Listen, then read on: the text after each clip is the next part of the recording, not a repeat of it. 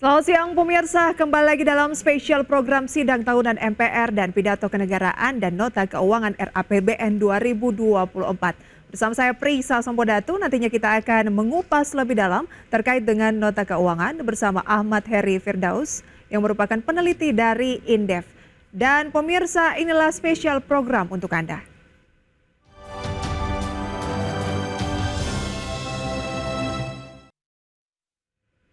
Presiden Joko Widodo kembali memastikan komitmennya untuk menggenjot peran dan juga sektor ekonomi hijau melalui hilirisasi. Menurut Jokowi, Indonesia harus menjadi negara yang mampu mengolah sumber daya yang dimiliki sehingga mampu memberikan nilai tambah yang bisa meningkatkan kesejahteraan masyarakat. Dalam sidang tahunan MPR RI, Presiden Joko Widodo kembali memastikan komitmennya untuk mengenjot peran dan sektor ekonomi hijau melalui hilirisasi. Presiden menyebut hilirisasi sebagai window opportunity, diperlukan untuk meraih kemajuan. Pasalnya Indonesia memiliki kekayaan sumber daya alam, mulai dari bahan mineral, perkebunan, kelautan, serta sumber energi baru dan terbarukan. Jokowi menegaskan Indonesia harus menjadi negara yang mampu mengelola sumber daya yang dimiliki, sehingga mampu memberikan nilai tambah yang bisa meningkatkan kesejahteraan masyarakat. Indonesia memastikan hilirisasi yang Indonesia inginkan bisa melakukan transfer teknologi yang memanfaatkan sumber energi baru terbarukan serta minimalisir dampak lingkungan. Tapi kaya SDA saja, kaya sumber daya alam saja tidak cukup. Jadi pemilik saja juga tidak cukup. Karena itu akan membuat kita menjadi bangsa pemalas yang hanya menjual bahan mentah kekayaannya tanpa ada nilai tambah, tanpa ada keberlanjutan. Saya ingin tegaskan, Indonesia tidak boleh seperti itu. Indonesia harus menjadi negara yang juga mampu mengolah sumber dayanya, mampu memberikan nilai tambah dan mensejahterakan rakyatnya. Dan ini bisa kita lakukan melalui hilirisasi yang sudah ratusan kali saya sampaikan, puluhan kali saya sampaikan. Hilirisasi yang ingin kita lakukan adalah hilirisasi yang melakukan transfer teknologi, yang memanfaatkan sumber energi baru dan terbarukan, serta meminimalisir dampak lingkungan. Berdasarkan data Badan Pusat Statistik, kinerja ekspor nikel tumbuh 5 kali lipat di era Presiden Joko Widodo. Peningkatan kinerja ekspor nikel tersebut dikarenakan kebijakan hilirisasi. BPS mencatat ekspor nikel untuk kode HS75 sepanjang tahun 2023 meningkat 4 miliar dolar Amerika Serikat atau setara 61,2 triliun rupiah dibandingkan tahun 2015. Dari Jakarta, Tim Liputan, IDX Channel. Dan pemirsa, jelang penyampaian RAPBN dan nota keuangan Republik Indonesia, saat ini di gedung DPR Senayan sudah ada rekan kami Fajar Wayang yang akan menyampaikan informasi terbaru dari sana. Selamat siang rekan Fajar, silakan dengan laporan Anda. Ya, baik Prisa dan juga pemirsa IDX Channel, kembali saya laporkan langsung dari gedung DPR RI Jakarta. Tadi sudah kita saksikan bersama begitu ya pada sesi pertama pidato kenegaraan dari Presiden Republik Indonesia, Presiden Joko Widodo terkait dengan dalam rangka Hari Ulang Tahun Kemerdekaan Republik Indonesia ke-78, dan juga kita nantikan nanti bagaimana penyampaian rancangan APBN 2024 sekaligus nota keuangan. Dan sambil menantikan pidato di sesi kedua hari ini, saya sudah bersama dengan Ibu Indah Kurniawati, anggota Komisi 11 DPR RI untuk berbincang lebih lanjut. Ibu Indah, selamat siang. Terima kasih sudah bergabung bersama kami. Ya, kita masih menantikan bagaimana nanti penyampaian RAPBN 2024, Bu Indah. Kita selama mulai awal tahun sampai sekarang inilah dari Komisi 11. Ya, ini terkait dengan RAPBN 2024, Ibu Indah, yang ingin saya gali adalah bagaimana kemudian strategi yang harus dilakukan oleh pemerintah untuk peningkatan pendapatan ataupun penerimaan negara, terutama tax ratio yang sepertinya masih menjadi PR bagi pemerintah. Ya, tentu yang pertama kalau kita ingin meningkatkan tax ratio sebagai basis kita untuk bisa memperkuat fiskal untuk kebutuhan belanja negara yang kita tahu pasca pandemi ini scaring effect masih tebal, luka memar masih dalam, dan perlu sentuhan-sentuhan yang bukan hanya cerdas tetapi juga bijak. Nah, itu kemudian kita harap dengan upaya yang maksimal kita mengoptimalkan seluruh penerimaan negara dengan memikirkan cara-cara spending atau penggunaan anggaran yang tadi itu cerdas dan kemudian efisien, kredibel, dan bisa menjadi sustain, dan tentu saja satu kata yang paling penting adalah berkeadilan. Nah, setara, memikirkan setara kebutuhan dari Sabang sampai Merauke, dan Komisi 11, saya bangga menjadi bagian dari Komisi 11 yang secara intensif kita melakukan rapat-rapat kerja bersama dengan pemerintah. Dalam hal ini adalah yang paling intens melakukan rapat kerja bersama dengan kami adalah KSSK, khususnya Kementerian Keuangan, Bank Indonesia, OJK. Oke, terkait penerimaan negara tadi Pak Presiden begitu ya menyampaikan bahwa hilirisasi ternyata bisa menjadi salah satu sumber untuk nilai tambah bagi perekonomian Indonesia. Nah, ini anggota ataupun Komisi 11 sendiri memandang seperti apa? Apakah kemudian akan sesignifikan itu, Bu Indah? Ya, sebenarnya itu adalah harus ya, hilirisasi. Jadi kita Indonesia kita tahu kaya, tetapi kaya saja dan merasa memiliki saja tidak cukup. Tetapi diperlukan effort yang extraordinary untuk merespons kondisi yang extraordinary ini dengan kebijakan yang extraordinary, dengan effort juga yang extraordinary, sehingga benar sekali hilirisasi itu penting. Jadi tidak hanya kita bangga dengan kekayaan alam, tetapi bagaimana kita butuh kecerdasan dan kerja keras, inovasi-inovasi agar itu bukan hanya kita lempar begitu saja mentah-mentah, tetapi bagaimana hilirisasi dilakukan. Dan kita sekarang sudah era digital. Tentu saja pesan saya, digitalisasi itu diliterasikan kepada seluruh warga bangsa. Sehingga semakin banyak, semakin tebal atau tinggi angka literasi bagi masyarakat kita, tentu akan memudahkan pemerintah di dalam membangun negara ini secara berkeadilan tadi dan sustain ya. Karena kita kan tadi kan prinsipnya kita atau tagline-nya adalah melaju menuju Indonesia maju. Nah, kalau melaju itu enggak pelan-pelan, tetapi melaju dalam artian yang sesungguhnya. Dan tax ratio kita pertebal, caranya adalah bagaimana? Adalah melakukan pelayanan yang baik. Sekarang harapan kita hanya kepada pelaku usaha. Bagaimana pelaku usaha kita bangun ekosistem yang baik, perizinan yang baik, bukan asal-asalan tetapi mudah. Dan kemudian itu yang akan membuka lapangan kerja. Lapangan kerja dibuka lebar, banyak orang yang terserap di dalam kerja-kerja yang padat karya, dan membuka peluang juga untuk anak bangsa lebih memikirkan atau berkeinginan untuk menjadi wirausahawan, tidak lagi berorientasi kepada menjadi pekerja tetapi membuka lapangan kerja. Ya, salah satunya akses permodalan, kemudian pendampingan terhadap startup bisnis, tidak dibuat kapok berbisnis dengan memberikan perizinan yang mudah. Mudah itu artinya ya tidak dipersulit lah gitu ya, tetapi benar-benar difasilitasi. Dan mencerdaskan masyarakat kita. Ingat saat ini masyarakat kita dihantui oleh tawaran baik itu investasi maupun pembiayaan online khususnya yang ilegal.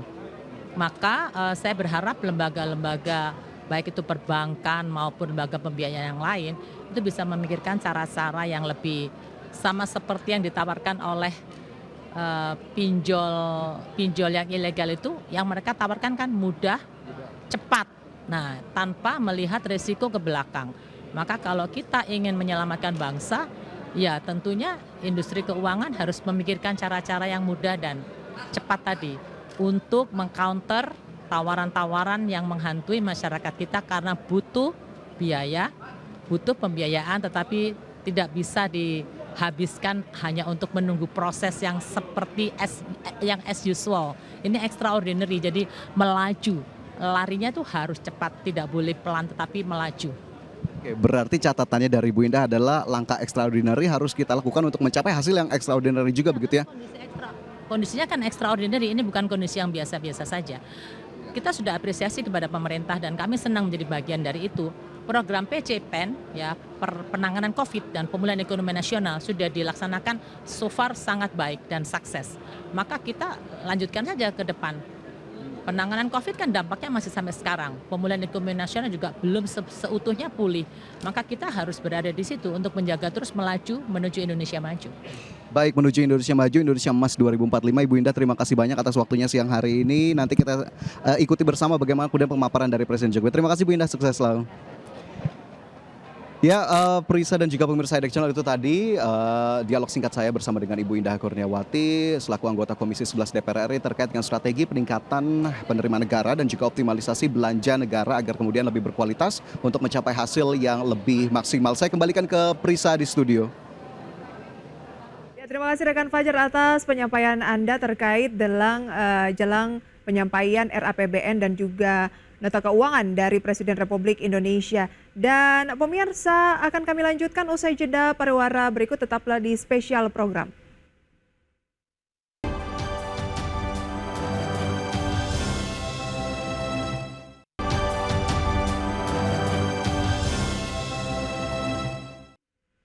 Terima kasih pemirsa, Anda kembali bersama kami. Badan Pusat Statistik mencatat neraca perdagangan Indonesia periode Juli kembali mengalami surplus sebesar 1,31 miliar dolar Amerika. BPS mengungkapkan surplus ini didorong oleh nilai ekspor Indonesia yang mencapai 20,88 miliar dolar Amerika, naik 1,36% dibanding periode bulan sebelumnya.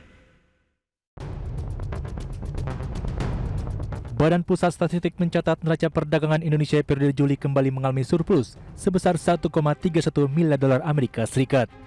BPS mengungkapkan surplus ini didorong oleh nilai ekspor Indonesia yang mencapai 20,88 miliar dolar Amerika Serikat atau naik 1,36% dibanding periode bulan sebelumnya. Sedangkan untuk nilai impor tercatat sebesar 19,57 miliar dolar Amerika Serikat atau naik 14,1% dibanding Juni 2023.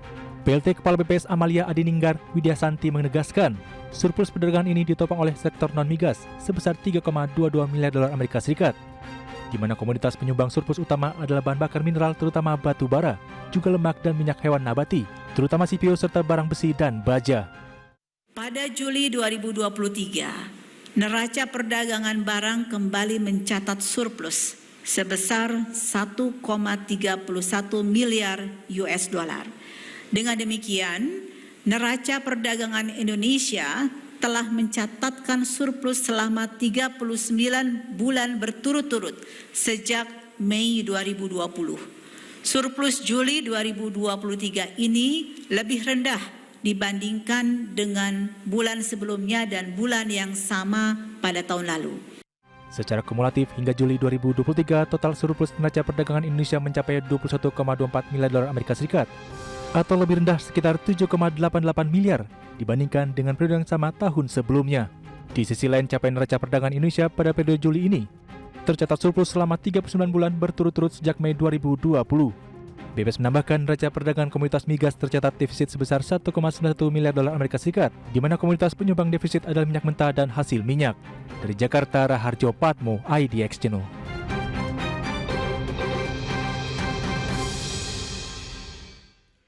Presiden Joko Widodo resmi menerbitkan Peraturan Pemerintah Nomor 36 Tahun 2023 tentang devisa hasil ekspor atau DHE dan pengolahan sumber daya alam, di mana lewat aturan ini eksportir wajib menempatkan 30% devisa hasil ekspor ke dalam rekening keuangan Indonesia.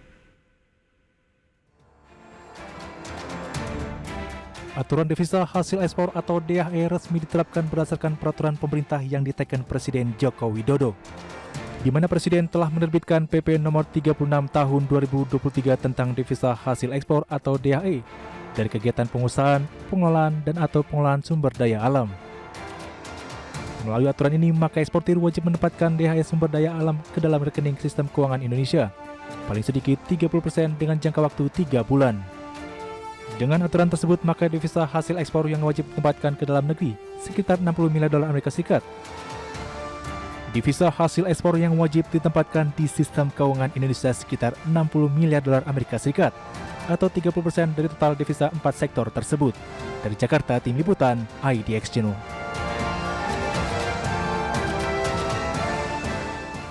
Bank Indonesia pastikan eksportir tetap dapat gunakan DHE-nya selama masa tunggu 3 bulan. Dan Bank Indonesia memastikan bahwa sederet fleksibilitas dan kemudahan dalam penempatan dana devisa hasil ekspor telah melekat pada instrumen penempatan dana DHE sumber daya alam di dalam negeri.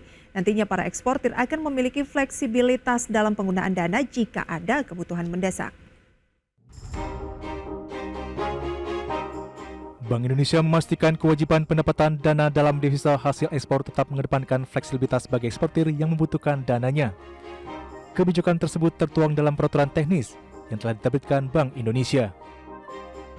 Menurut Direktur Departemen Pengelolaan Moneter Bank Indonesia Arif Rahman, setidaknya terdapat 4 instrumen pendapatan yakni rekening khusus SDA, instrumen perbankan khususnya deposito falas, instrumen LPEI, dan instrumen term deposit DHE. Sementara dalam pemanfaatan terdapat 3 instrumen yakni dapat dijadikan agunan kredit rupiah dari eksportir. Rekening deposito term deposit falas dapat dijadikan underlying FX swap antara eksportir dan bank, dan dapat dijadikan transaksi lindung nilai antara bank dengan Bank Indonesia. Di tanggal 1 Agustus memang kelihatan porsi yang 3 dan 6 bulan itu menjadi dominan sekarang.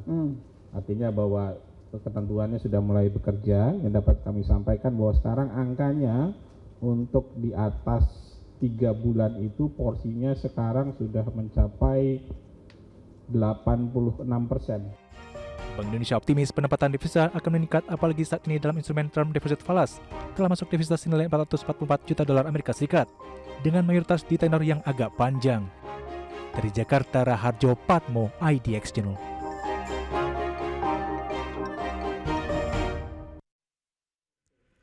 Kita ke Menteri Keuangan Sri Mulyani Indrawati yang mengungkapkan kinerja penerimaan pajak hingga akhir Juli 2023 tumbuh positif.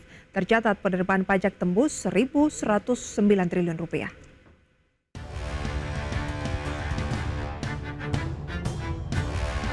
Laju pertumbuhan ekonomi bergerak positif di segala sisi, termasuk dari sisi penerimaan negara dari sektor perpajakan. Menteri Keuangan Sri Mulyani Indrawati mencatat normalisasi kinerja penerimaan dari perpajakan hingga akhir Juli 2023 tercatat masih tumbuh positif. Penerimaan negara dari pajak hingga akhir Juli 2023 mencapai 1.109,1 triliun rupiah atau 64,6% dari target anggaran pendapatan dan belanja negara 2023. Capaian penerimaan ini tercatat tumbuh sebesar 7,8% secara tahunan. Secara rinci, capaian pajak penghasilan atau PPH non-migas tercatat sebesar 636,56 triliun rupiah atau 72,86% dari target. Pajak ini tumbuh 6,98% jika dibandingkan dengan periode yang sama di tahun sebelumnya. Selanjutnya penerimaan pajak pertambahan nilai atau PPN dan pajak penjualan barang mewah atau PPNBM hingga akhir Juli 2023 tercatat sebesar 417,64 triliun rupiah atau 56,21% dari target. Angka capaian ini juga tumbuh 10,60%. Kemudian pajak bumi dan bangunan atau PBB dan pajak lainnya tercatat mencapai 9,60 triliun rupiah atau 23,99% dari target. Capaian ini juga mengalami pertumbuhan sebesar 44,76%. Sementara itu PPH migas tercatat sebesar 45,31 triliun rupiah atau 73,74% dari target. Dengan raihan tersebut, PPH migas mengalami kontraksi 7,99%. Tentu saja Menkyu Sri Mulyani menegaskan capaian positif ini disebabkan berbagai faktor, salah satunya harga komoditas global telah mengalami normalisasi. Yang kedua, pertumbuhan ekonomi dunia melambat juga mempengaruhi kinerja beberapa seperti ekspor dan juga beberapa aktivitas dalam negeri sehingga pertumbuhan penerimaan pajak masih tumbuh positif. Dari Jakarta, Tim Liputan IDX Channel.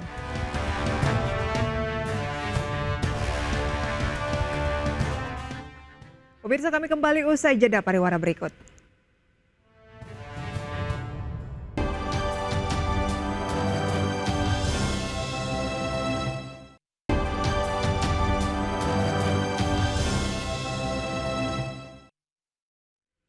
Ya pemirsa, Anda kembali bersama kami dalam spesial program. Kita menantikan penyampaian terkait dengan RAPBN 2024 dan nota keuangan yang akan disampaikan oleh Presiden Joko Widodo. Di mana pemirsa berbicara mengenai posisi RAPBN 2024 ini menjadi menarik karena bukan hanya sebagai kebijakan ekonomi terakhir dari Jokowi, tetapi juga kebijakan transisi yang akan dilanjutkan oleh Presiden setelahnya. Dan kita tahu bahwa dalam pidato Presiden Jokowi tadi pagi banyak kata-kata yang kini mulai hilang dalam penyampaiannya seperti ketidakpastian, keamanan, dan juga sejahtera yang biasanya ataupun menjadi concern pada pidato sebelumnya di tahun 2022 lalu. Lalu berbicara mengenai RAPBN 2024 juga menjadi kebijakan fiskal pertama setelah Indonesia lepas dari status pandemi COVID-19. Terdapat sejumlah poin penting yang disampaikan Presiden dalam pidato kenegaraannya, pemirsa, di mana Presiden Jokowi juga menyebut bahwa pengolahan nikel dan hilirisasi berpotensi meningkatkan pendapatan per kapita Indonesia dan proyeksinya dalam 10 tahun ke depan pendapatan per kapita akan mencapai 153 juta rupiah atau 15 tahun lagi menjadi sekitar 217 juta rupiah dan 22 tahun lagi menjadi 331 juta rupiah. Dan berbicara mengenai situasi terkini pemirsa di gedung DPR di mana akan berlangsungnya penyampaian RAPBN 2024 dan juga nota keuangan oleh Presiden Jokowi, kita akan kembali menyimak seperti apa situasi terkini di sana.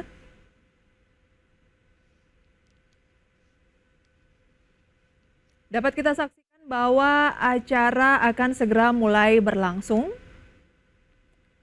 di mana Presiden Joko Widodo sudah mulai masuk ke dalam ruangan dan ini dimulai dengan pimpinan DPR Republik Indonesia.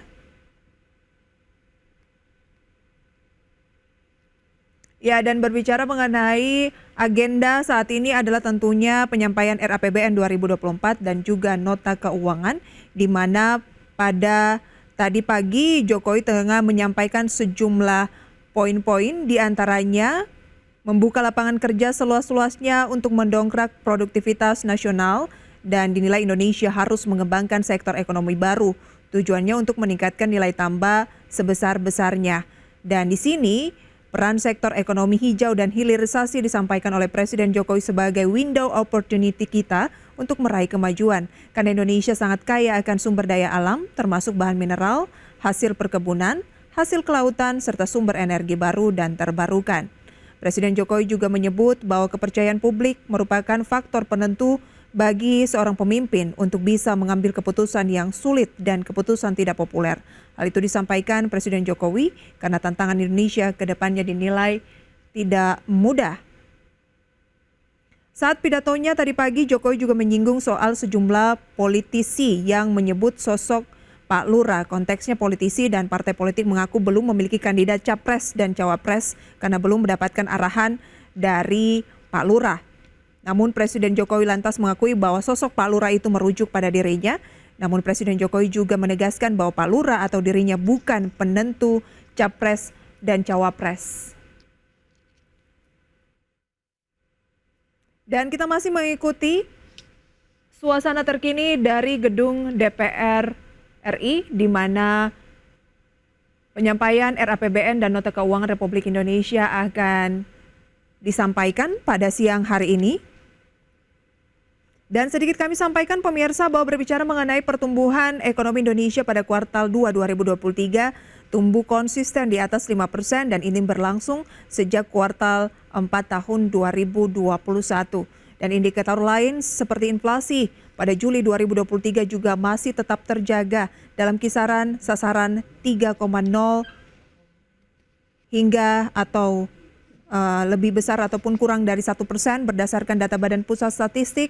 Inflasi indeks harga konsumen atau IHK Juli 2023 tercatat 0,21% mantuman sehingga secara tahunan menjadi 3,08% year on year, lebih rendah dari level sebelumnya yang tercatat sebesar 3,52% year on year.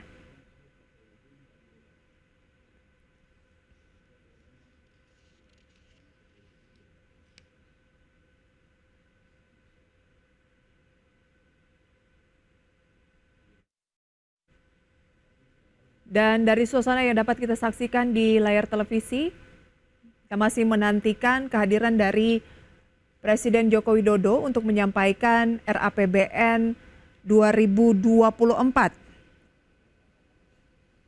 Sementara sejumlah menteri dan kabinet tentunya sudah hadir untuk menantikan seperti apa penyampaian RAPBN dan juga nota keuangan 2024 karena posisi RAPBN 2024 menjadi menarik karena ini merupakan kebijakan ekonomi terakhir dari Presiden Joko Widodo dan juga kebijakan transisi yang akan dilanjutkan Presiden setelahnya. Dan RAPBN 2024 juga akan menjadi kebijakan fiskal pertama setelah Indonesia lepas dari status pandemi COVID-19. Kalau merujuk dari pidato Presiden Jokowi pagi tadi, beberapa kata yang sempat menjadi perhatian di pidato Presiden Jokowi 2022 sudah hilang seperti ketidakpastian, keamanan, dan juga sejahtera.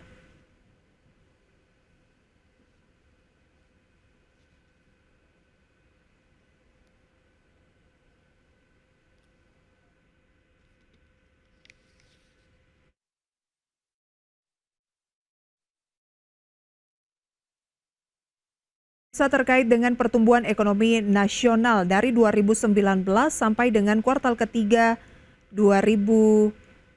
kuartal kedua 2023 ini.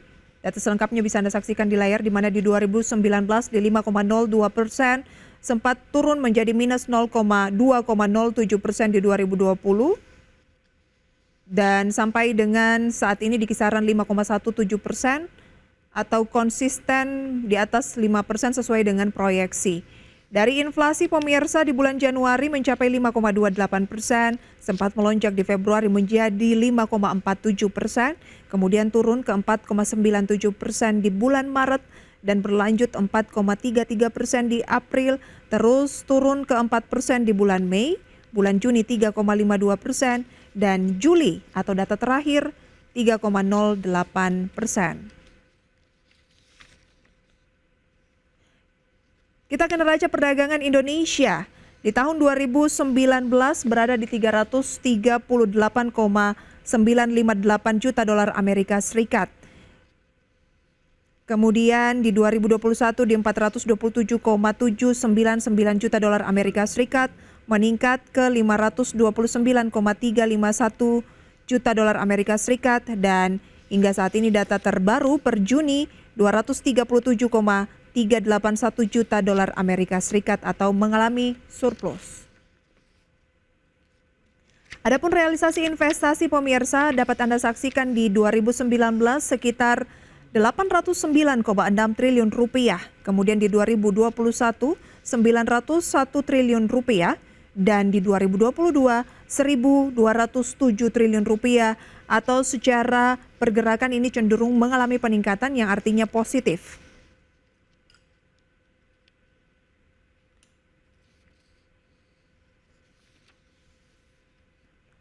Oke, kita lihat untuk realisasi investasi semester 1 2023 mencapai 678,7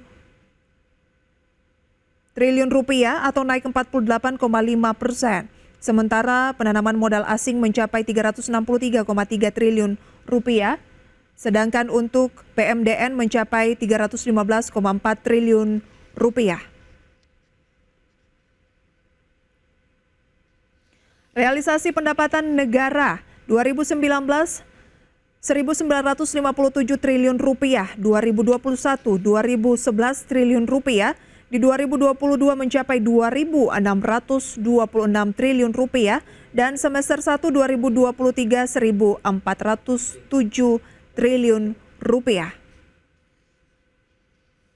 Kalau kita lihat dari tahun ke tahun ini terus mengalami peningkatan, dan pertumbuhan ekonomi global versi IMF di 2019 pemirsa 2,9, kemudian di 2021 5,9, selanjutnya pemirsa di proyeksi 2023 2,8, dan proyeksi di 2024 memang sedikit diturunkan menjadi 2,4%.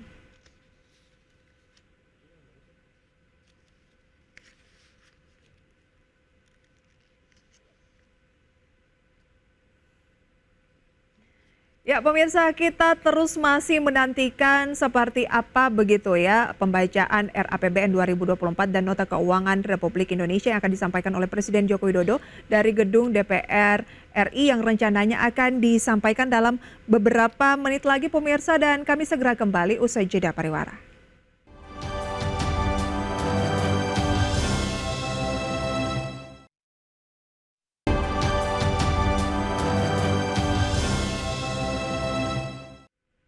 Terima kasih Anda kembali bersama kami pemirsa. Ya, kita masih terus menantikan seperti apa penyampaian RAPBN 2024 dan juga nota keuangan yang akan disampaikan langsung oleh Presiden Joko Widodo. Dan ini merupakan penyampaian RAPBN terakhir dari pemerintahan Presiden Jokowi.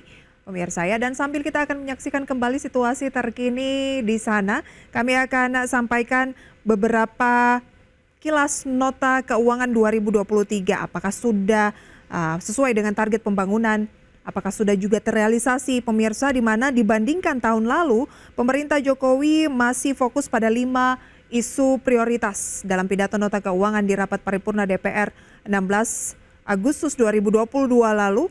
Ada 5 fokus utama dalam RAPBN 2023 dan strategi yang akan ditempuh adalah sebagai berikut pemirsa. APBN 2023 difokuskan pada 5 agenda utama, yaitu penguatan kualitas SDM unggul yang produktif, inovatif, dan berdaya saing melalui peningkatan kualitas pendidikan dan sistem kesehatan, serta akselerasi reformasi sistem perlindungan sosial. Kemudian juga pemirsa, Jokowi menekankan akselerasi pembangunan infrastruktur pendukung transformasi ekonomi, khususnya pembangunan infrastruktur di bidang energi, pangan, konektivitas, serta teknologi informasi dan komunikasi. Yang ketiga adalah pemantapan efektivitas, implementasi reformasi birokrasi, dan penyederhanaan regulasi. Yang keempat, pelaksanaan revitalisasi industri dengan mendorong hilirisasi untuk meningkatkan aktivitas ekonomi yang bernilai tambah tinggi dan berbasis ekspor. Kelima, Presiden Jokowi juga di tahun 2022 menyatakan akan mendorong pembangunan dan pengembangan ekonomi hijau. Target pembangunan dan kondisi makro di 2023 sendiri, pemerintah ini menargetkan belanja negara pada APBN 2023 dialokasikan 3.061,2 triliun rupiah. Jumlah ini terdiri dari belanja kementerian lembaga sebesar 1.000,8 triliun rupiah, adapun belanja non kementerian lembaga sebesar 1.246,6 triliun rupiah, serta transfer ke daerah sebesar 814,7 triliun rupiah.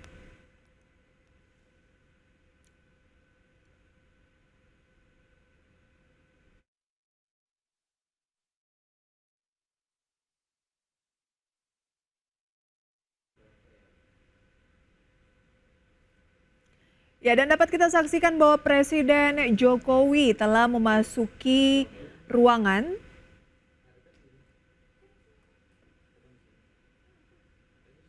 di mana nantinya Presiden Jokowi akan menyampaikan nota keuangan dan RAPBN 2024. Kita lihat selain Presiden Jokowi juga ada Wakil Presiden Kiai Haji Ma'ruf Amin dan juga Ketua DPR RI.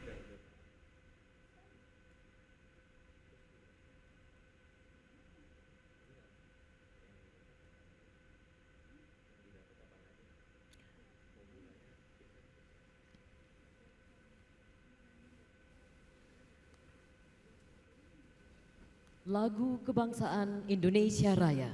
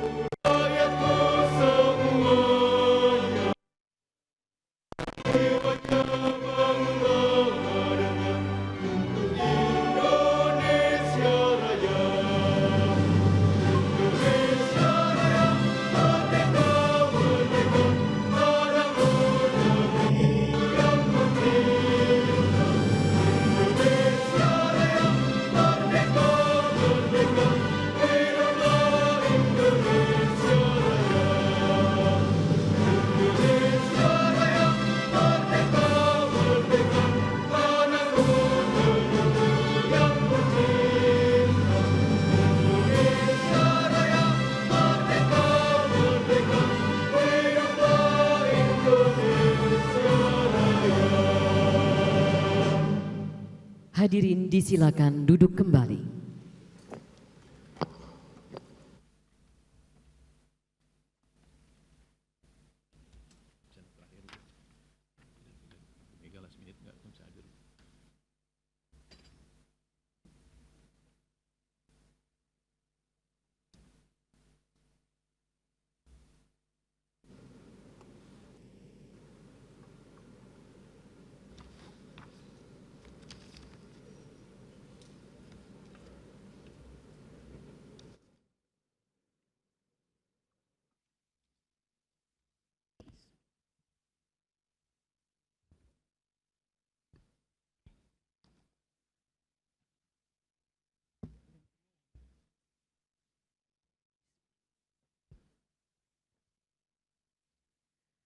Assalamualaikum warahmatullahi wabarakatuh. Salam sejahtera untuk kita semua. Om Swastiastu, Namo Buddhaya, salam kebajikan.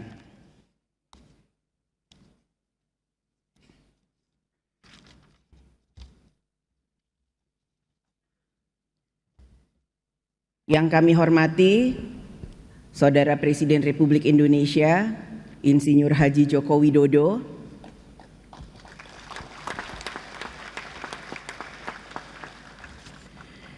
yang kami hormati Saudara Wakil Presiden Republik Indonesia, Profesor Dr. Kiai Haji Ma'ruf Amin, yang kami hormati Saudara Wakil Ketua dan anggota DPR RI, yang kami hormati Saudara Pimpinan MPR RI, yang kami hormati Saudara Ketua, para Wakil Ketua dan anggota DPD RI, yang kami hormati Saudara Ketua dan Wakil Ketua BPK RI, yang kami hormati Saudara Ketua Mahkamah Agung Republik Indonesia, Mahkamah Konstitusi Republik Indonesia, dan Komisi Yudisial Republik Indonesia, yang kami hormati para Menteri Kabinet Indonesia Maju, serta Panglima TNI dan Kapolri, yang kami hormati para Ketua Umum partai-partai politik, yang kami hormati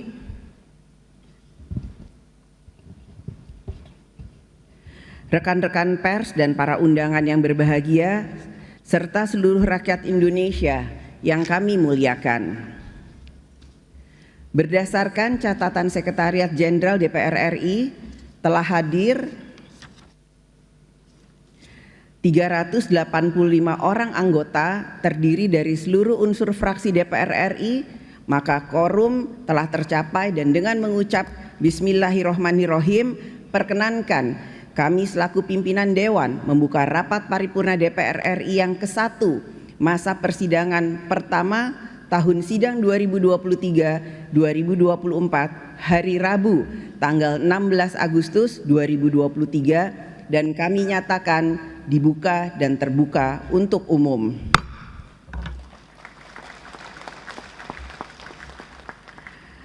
Rapat paripurna DPR RI pada siang hari ini memiliki 2 agenda, yaitu sebagai berikut. Pertama, pidato Ketua DPR RI dalam rangka pembukaan masa persidangan pertama tahun sidang 2022-2023-2024. Kedua, pidato kenegaraan Presiden Republik Indonesia dalam rangka penyampaian keterangan pemerintah atas rancangan undang-undang tentang anggaran pendapatan dan belanja negara tahun anggaran 2024 beserta nota keuangan dan dokumen pendukungnya. Untuk itu, izinkan saya menyampaikan pidato pembukaan masa persidangan pertama tahun sidang 2023-2024 dari meja pimpinan.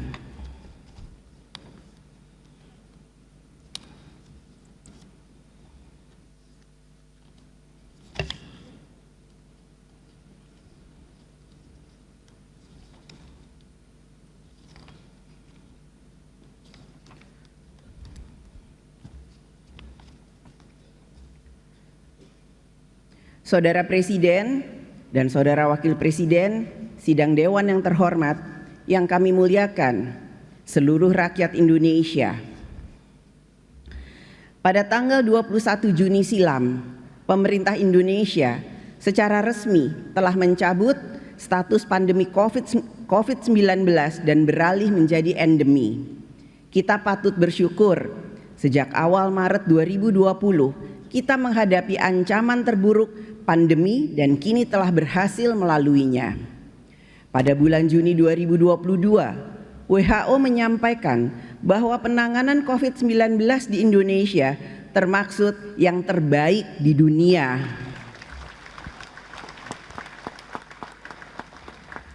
Sebelumnya, pada bulan September 2021, Johns Hopkins University juga menyampaikan Indonesia sebagai one of the best in the world dalam menurunkan kasus COVID-19.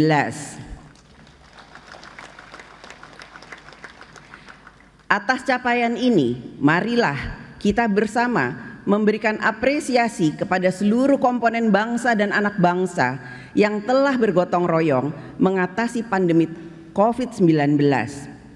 Keberhasilan kita melewati ancaman terburuk pandemi COVID-19 adalah hasil kerja bersama, gotong royong dari seluruh komponen bangsa, mulai dari Presiden dan Kementerian Lembaga, pemerintah daerah, DPR RI, DPD RI, DPRD Provinsi dan Kabupaten Kota, tenaga kesehatan, TNI Polri, BUMN, swasta, organisasi kemasyarakatan, perguruan tinggi, dan seluruh anak bangsa. Sekali lagi, pengalaman kita sebagai bangsa dan negara membuktikan bahwa dengan dipersatukan dalam semangat gotong royong, kita dapat menghadapi dan mengatasi persoalan dan ancaman sebesar apapun seperti yang ditimbulkan oleh pandemi COVID-19. Inilah kekuatan bangsa dan nasional kita, yaitu gotong royong jiwa bangsa Indonesia.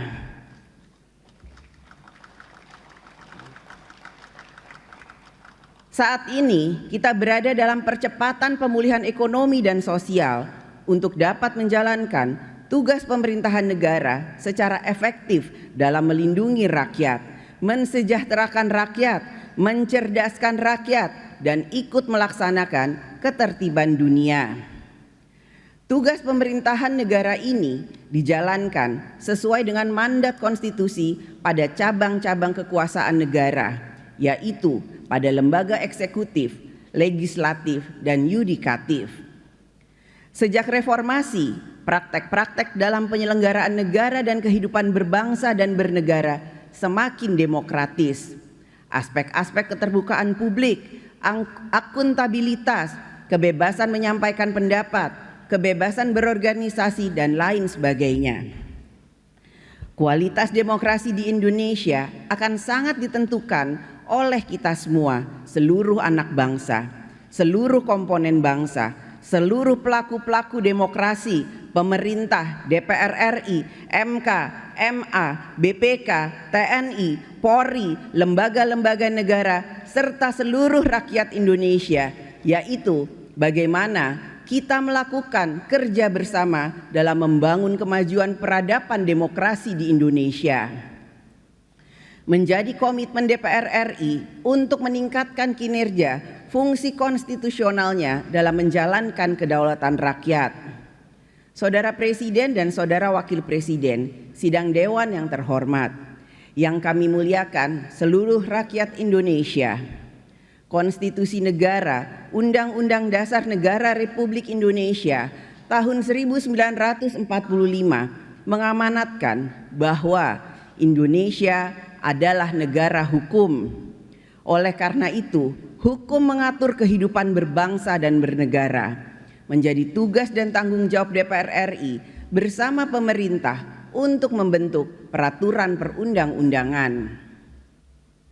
Pembentukan suatu undang-undang oleh DPR RI bersama pemerintah merupakan upaya untuk memenuhi kebutuhan hukum nasional dalam rangka mengatur kekuasaan negara dan aparaturnya, undang-undang yang mengatur pemenuhan hak politik, sosial, ekonomi, dan budaya rakyat, undang-undang yang mengatur jalannya pembangunan nasional, undang-undang yang mengatur ketertiban umum dan lain sebagainya.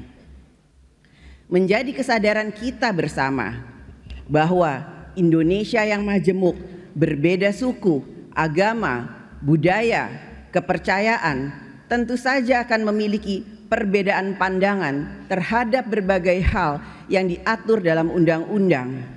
DPR RI bersama pemerintah dalam menjalankan tugas konstitusionalnya membentuk undang-undang selalu berupaya untuk dapat mencari kesamaan pandangan dari berbagai perbedaan pandangan. Negara Indonesia adalah negara hukum, sehingga dalam pembentukan undang-undang maupun dalam pembatalan undang-undang telah diatur dalam mekanisme hukum peraturan perundang-undangan. Marilah kita bangun peradaban politik hukum nasional kita dengan kesadaran dan komitmen yang menempatkan Indonesia sebagai negara hukum, sehingga kita tidak membenarkan kebiasaan main hakim sendiri, tetapi kita harus membiasakan kepatuhan pada hukum.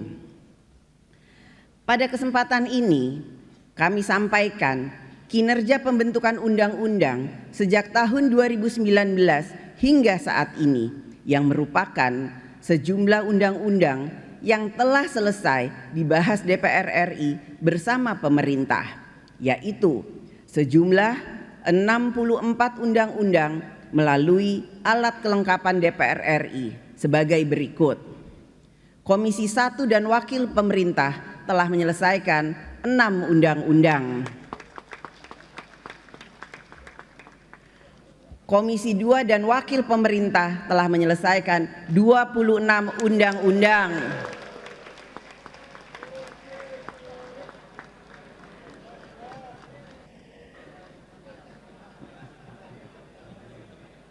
Komisi 3 dan Wakil Pemerintah telah menyelesaikan 6 undang-undang.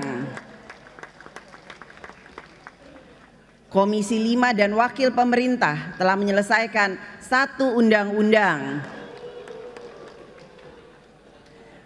Komisi 6 dan Wakil Pemerintah telah menyelesaikan 5 undang-undang.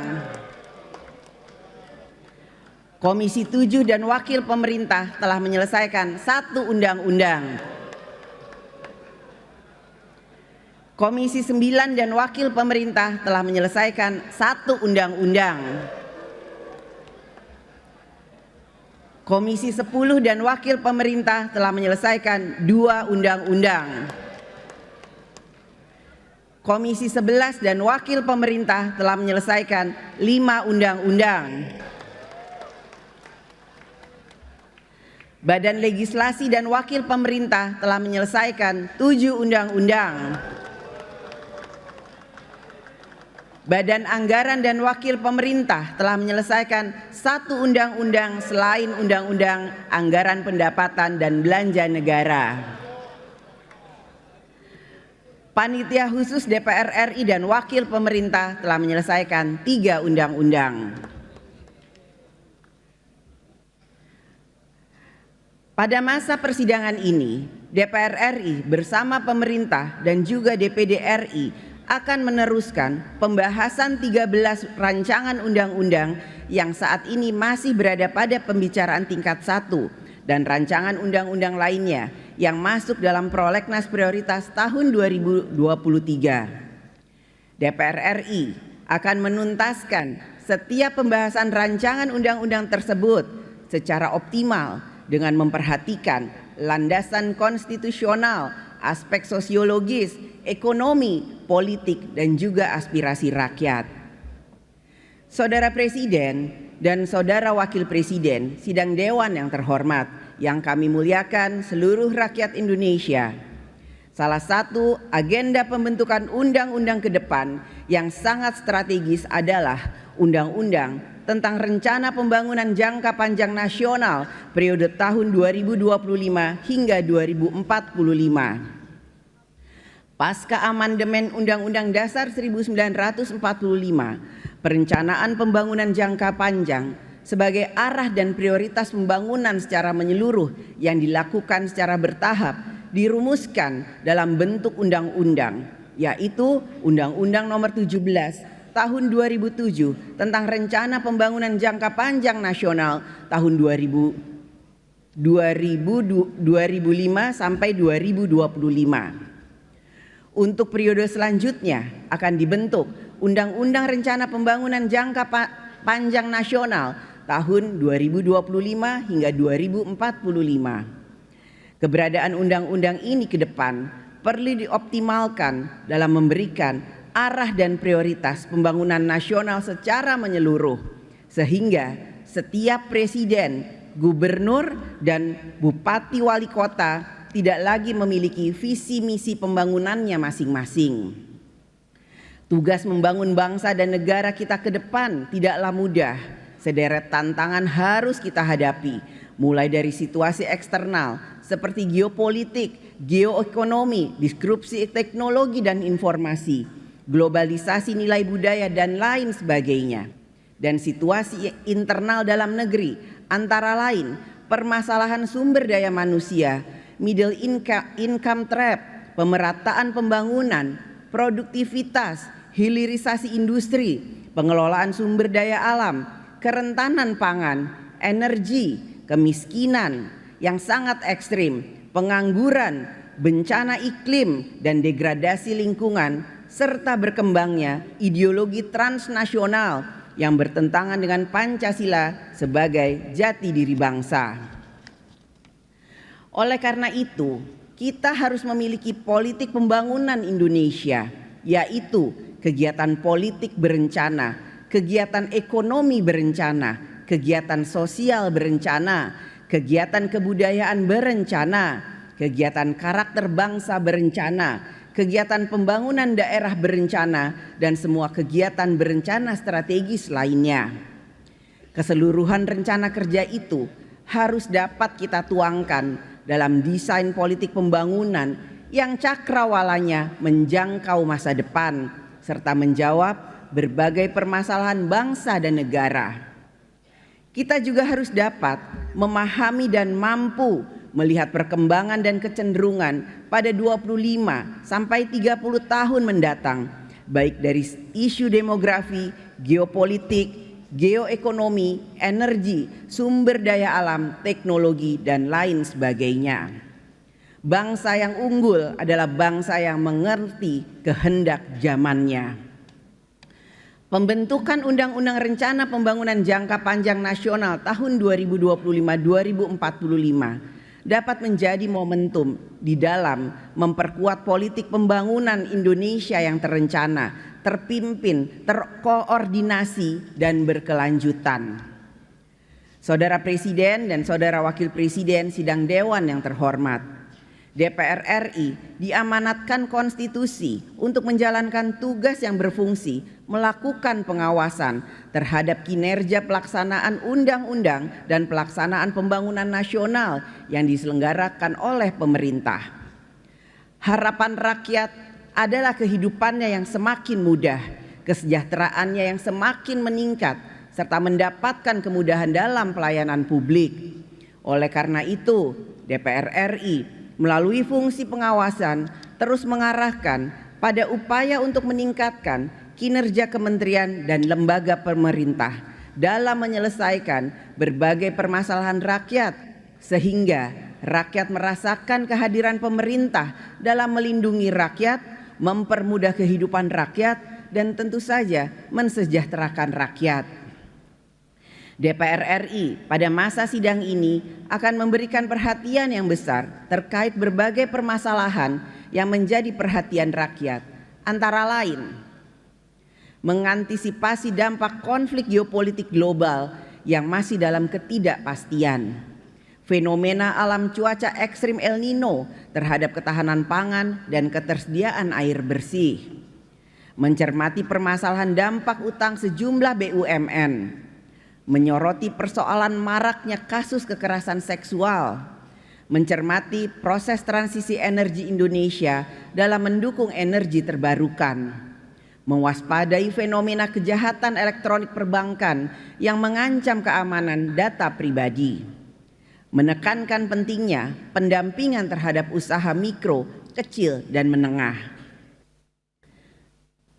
Pemerintah harus memiliki komitmen yang tinggi untuk menindaklanjuti berbagai keputusan rapat kerja komisi dan alat kelengkapan dewan lainnya. Komitmen pemerintah dalam melaksanakan hal tersebut menunjukkan bahwa terdapat saling menghormati kewenangan antara lembaga eksekutif dan legislatif. DPR RI juga akan memberikan perhatian pada penyelenggaraan tahapan pemilu yang sudah mulai dilaksanakan pada tahun 2023. Demokrasi adalah alat, pemilu adalah alat, bahwa rakyat sejahteralah tujuannya.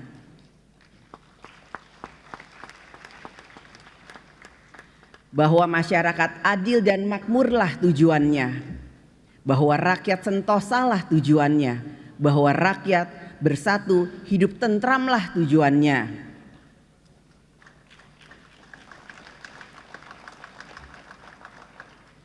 Tidak ada artinya kekuasaan bila rakyat terbelah menjadi kepingan-kepingan sosial dengan penuh dendam, saling benci, saling dengki.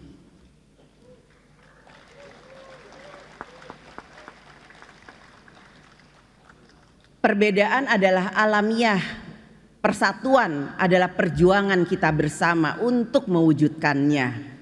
Jadi, marilah kita jaga dan rawat persatuan Indonesia.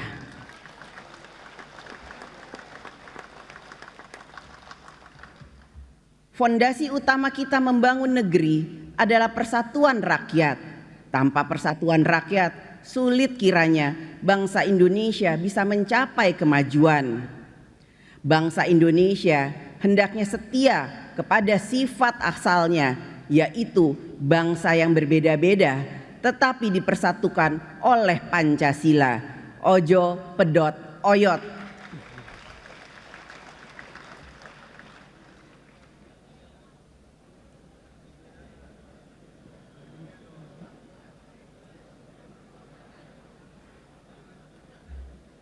Kita semua. Ya, baru saja kita saksikan terkait dengan pembukaan nota keuangan dan juga penyampaian RAPBN 2024 oleh Ketua DPR RI Puan Maharani. Dan di studio IDX Channel saat ini saya juga akan berbincang bersama dengan Bapak Ahmad Heri Firdaus, peneliti dari Indef. Halo, apa kabar Pak? Baik, terima kasih banyak untuk waktunya Pak ya. Ini kita memang masih sangat menanti gitu ya, seperti apakah penyampaian RAPBN 2024 oleh Presiden Joko Widodo. Ini menarik karena kan ini adalah RAPBN terakhir pemerintahan beliau gitu ya. Nah, dari asumsi-asumsi makro pemerintah dan juga DPR yang mungkin nantinya kita tunggu ya, apakah dari Jokowi ini ada perubahan atau seperti apa, tapi pertumbuhan ekonomi kan dalam rentang 5,1% sampai dengan 5,7%. Ya. Kita ke situ dulu. Tanggapan dari Bapak seperti apa? Ya, kalau dari hasil rapat pemerintah bersama Banggar ya kan sudah ada ancang-ancang asumsi makroekonomi 2024 yang ditetapkan, ada beberapa indikator, salah satunya pertumbuhan ekonomi yang tentu ini menjadi sorotan utama. Kisarannya 5,1 sampai 5,7%. Menurut saya ini perlu didetailkan ya. Jadi kalau rentang 5,1 sampai 5,7 ini kan terlalu jauh gitu. Artinya kalau kita masih berkisar di 5,1, artinya ekonomi kita ini sebenarnya belum banyak terakselerasi pasca pandemi seperti itu. Nah, tapi kalau sudah mendekati atau sudah di atas 5,5%, artinya kita punya percepatan ya akselerasi pertumbuhan ekonomi. Dan perlu diingat tahun 2024 besok ini adalah ya tahun terakhir di masa pemerintahan Presiden Jokowi, dan ini persiapan untuk menuju Indonesia maju ya. Jadi pemerintah ya dalam hal ini Bappenas kan merancang rencana pembangunan jangka panjang 2025 ya sampai 2045 yang ditargetkan nanti 2045 ini kita menjadi negara dengan kategori negara maju. Nah, menurut saya pondasi penting ini salah satunya adalah harus ditanamkan sejak 2024. Karena kalau menurut hitung-hitungan agar Indonesia keluar dari middle income, kemudian kita bisa mendapatkan status negara maju, rata-rata pertumbuhan ekonomi dari 2025 sampai 2045 ini rata-ratanya harus 6%. Okay. Kalau tidak 6% kita gagal jadi negara maju. Nah, menurut saya 2024 ini adalah persiapan untuk menuju ke sana. Nah inilah yang perlu disoroti. Jadi pemerintah tidak hanya menetapkan asumsi berupa angka, tetapi juga bagaimana program-program untuk menuju persiapan ke arah sana ya, tadi ke arah kita mencapai rata-rata ekonomi 6% 2025 sampai 2045. Nah inilah menurut saya momentum yang tepat di tahun depan, di mana Indonesia kan juga sudah dijuluki sebagai negara yang salah satu negara yang mampu mengelola ekonominya, bisa menghadapi gejolak global dengan baik, dan pertumbuhan kelas menengahnya juga baik, dan kita juga akan mengalami bonus demografi. Jadi kita perlu memanfaatkan sumber daya yang kita punya untuk mempersiapkan ya ekonomi jangka panjang kita hingga 2045, di mana kita nanti targetnya akan menjadi negara maju. Oke. Kita masih menantikan kepastian begitu ya seperti apa ya RAPBN 2024. Tetapi kalau dari asumsi makronya yang sudah dibahas beberapa waktu yang lalu itu kan targetnya tadi pertumbuhan ekonomi 5,1 sampai 5,7. Kalau menurut Bapak itu cukup range-nya cukup besar gitu ya. Masih cukup besar. Kecuali 5,5 sampai 5,7 misalnya. Artinya kan ada peningkatan yang cukup signifikan karena saat ini di kisaran ya 5,2 gitu ya. Ya, sekitar 5,2. Berarti kan kalau misalnya range-nya 5,1 ke 5,7 dan nantinya sekitar di bawah 5,5 juga, berarti kan masih cenderung bisa dibilang stabil gitu ya, tidak ada peningkatan yang signifikan. Ya, menurut saya pemerintah ya harus lebih optimis gitu Harus ya lebih optimis. dari tahun sebelumnya tentunya. Apalagi kan ini bisa dibilang ya penutup tahun gitu ya di era Presiden Jokowi, dan harus meninggalkan legacy yang cukup manis dan bisa dilanjutkan oleh pemerintahan yang akan datang, sehingga harus lebih optimis gitu. Jadi kalau range-nya terlalu panjang ini terlihat kurang yakin. Nah iya, apakah itu yang saya mau tanyakan nih? Apakah berarti Anda setuju ya kalau ada indikasi kurang yakin, bisa aja kita tuh cukup moderat, ya udahlah yang penting nggak turun dari posisi saat ini. Tapi ada kemungkinan juga bisa maju, tapi nggak yakin gitu, makanya dikasih target 5,7. Ya itu, jadi implikasinya kan sangat luas nanti. Kalau 5,1 nanti implikasi terhadap indikator makro yang lain seperti apa, dan tentunya ini berbeda jauh kalau kita bisa meraih 5,7% seperti itu. Sehingga pemerintah perlu pertama optimis, kemudian juga menetapkan target-target program-program untuk menuju optimisme tersebut, sehingga di tahun politik ini dunia usaha itu tidak wait and see, tidak merasa mendapat ketidakpastian, demikian juga konsumen, sehingga yang penting perlu dijaga adalah bagaimana kita menjaga iklim bisnis, kemudian juga daya beli masyarakat ya, agar bisa mencapai pertumbuhan ekonomi yang lebih tinggi dari tahun sebelumnya seperti itu. Oke, apakah Anda melihat bahwa concern terkait dengan capres dan juga cawapres, kondisi politik, karena juga dari pidato kenegaraan Presiden Jokowi tadi pagi juga banyak membahas soal politik gitu ya. Apakah menurut Bapak bahwa ada unsur tersebut juga, ketidakpastian yang besar soal itu juga lah yang mungkin mempengaruhi kenapa target pertumbuhan ekonomi juga range-nya agak lebar?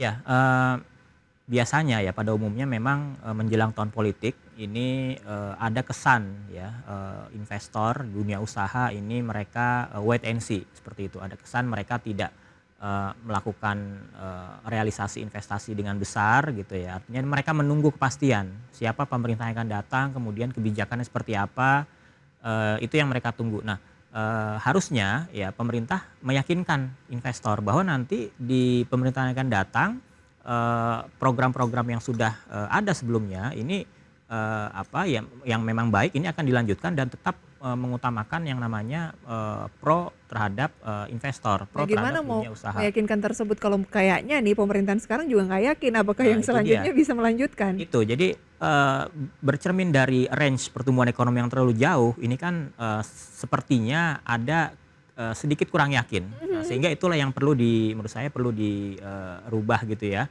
perlu direvisi. Range-nya terlalu jauh, ada seperti ketidakyakinan walaupun mungkin kecil. Kayak ada opsi A, opsi B gitu. Ya, tapi terlalu jauh gitu ya. Memang kita tidak bisa memprediksi gejolak ekonomi global. Nah, namun kita perlu memanfaatkan kekuatan sumber daya kita yang kita punya untuk menopang pertumbuhan ekonomi. Salah satunya adalah kekuatan konsumsi rumah tangga, kemudian juga bagaimana nanti government expenditure-nya saya harap ya tidak seperti tahun ini atau tahun sebelumnya, di mana biasanya semester 1 itu kan realisasinya cukup lambat, kemudian digenjot di triwulan akhir seperti itu, dan ini terlihat di semester 1 surplus gitu ya, APBN-nya. Nah, sebenarnya surplus itu juga tidak terlalu penting kalau ekonominya tidak berjalan. Jadi surplus defisit anggaran ini bukan perkara surplus berarti baik, defisit berarti bukan jelek, angkanya gitu ya. Tetapi bagaimana fungsi anggaran ini yang sebagai instrumen pembangunan ini bisa memberikan multiplier terhadap indikator yang lainnya. Kalau kan surplus terus nih, kalau Bapak lihat dari sampai dengan saat ini, apakah surplus tersebut sudah sesuai dengan fungsinya? Ya, kalau dilihat kan berdasarkan pertumbuhan ekonomi triwulan 2 ya kemarin kan memang belum sesuai harapan. Artinya masih bisa digenjot sebenarnya belanja pemerintah di triwulan 1-2 atau di semester 1, sehingga mungkin bisa lebih berdampak lagi terhadap pertumbuhan ekonomi. Oke, lebih jauh kalau kita melihat ini kan juga nanti akan disampaikan nota keuangan 2024 ya. Tapi kalau kilas nota keuangan 2023 ya memang kita juga masih masih semester 2 gitu ya. Belum selesai gitu. Kira-kira target pembangunan sudah terrealisasi? Saya rasa memang masih banyak tantangan ya, banyak target-target yang cukup masih meleset lah, saya rasa seperti itu. Tapi bukan berarti ya katakanlah pemerintah sudah bekerja, tetapi tantangannya ini memang semakin besar, dinamikanya semakin berat, sehingga apa yang ditargetkan seperti sebagai contoh target-target hilirisasi, kemudian juga target-target stabilitas harga seperti itu dan sebagainya, ini juga menurut saya masih menjadi PR dan catatan penting ya, apalagi di tengah ketidakpastian global ya, harga-harga ini kan bisa dalam tanda kutip bisa liar, dan ini yang harus dijaga betul oleh pemerintah. Terlihat juga tadi dari range target inflasinya 1,5 sampai 3,5, itu kan cukup jauh ya, artinya masih ada kemungkinan nih mendekati 3,5%. Artinya kalau dia masih 3,5% berarti kan gejolak ekonomi global ini bisa berpengaruh terhadap ekonomi dalam negeri. Lihat dari asumsi makro pemerintah ini, dari inflasi kemudian juga pertumbuhan ekonomi, membuat juga kita nih agak kurang yakin juga begitu ya. Ada ketidakpastian di sana, apakah cenderung akan mendekati angka yang terkecil atau yang batas atas, karena agak lebar sekali begitu ya. Oke, nanti akan kita lanjutkan pembahasan ini pemirsa, dan tetaplah bersama kami segera kembali.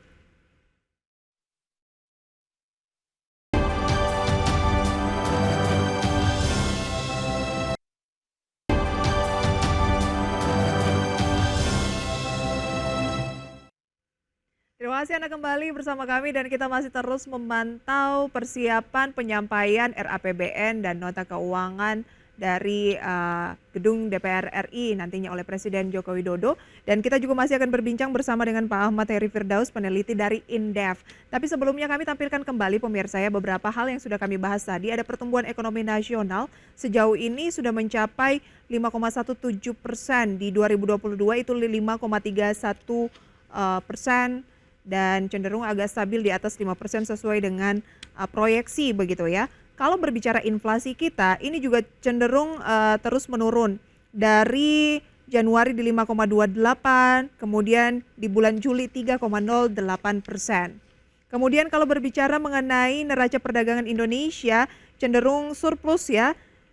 Dari 2021 di 427,799 juta dolar Amerika Serikat, 2022 di 529,351 juta dolar Amerika Serikat, dan di bulan Juni ini di mana tahun berjalan di 237,381 juta dolar Amerika Serikat.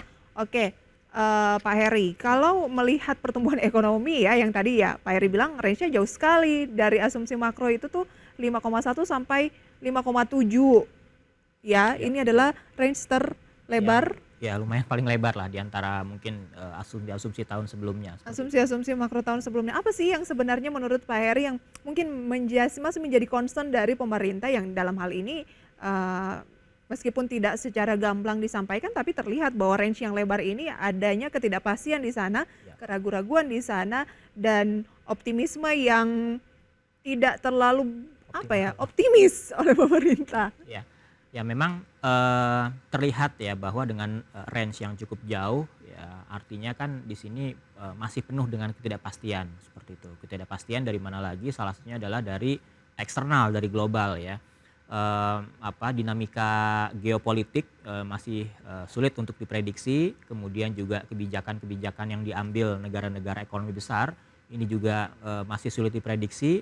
Yang dikhawatirkan adalah terjadinya hambatan rantai pasok pangan atau perkebunan dunia seperti itu, sehingga ini bisa menimbulkan dampak terhadap melonjaknya harga-harga pangan ya. Jadi seperti negara-negara penghasil pangan ada kemungkinan ya mereka mengutamakan kepentingan negerinya dulu, artinya mereka mengurangi ekspornya terhadap produk-produk pangan yang implikasinya apa? Implikasinya adalah suplai pangan dunia berkurang sehingga harganya bisa melonjak. Seperti beras dari India kemarin ya? Ya betul, itu salah satunya. Nah ini yang juga harus diperhatikan dan menjadi catatan bagaimana program-program untuk menjaga stabilitas harga pangan pada tahun 2024 seperti itu.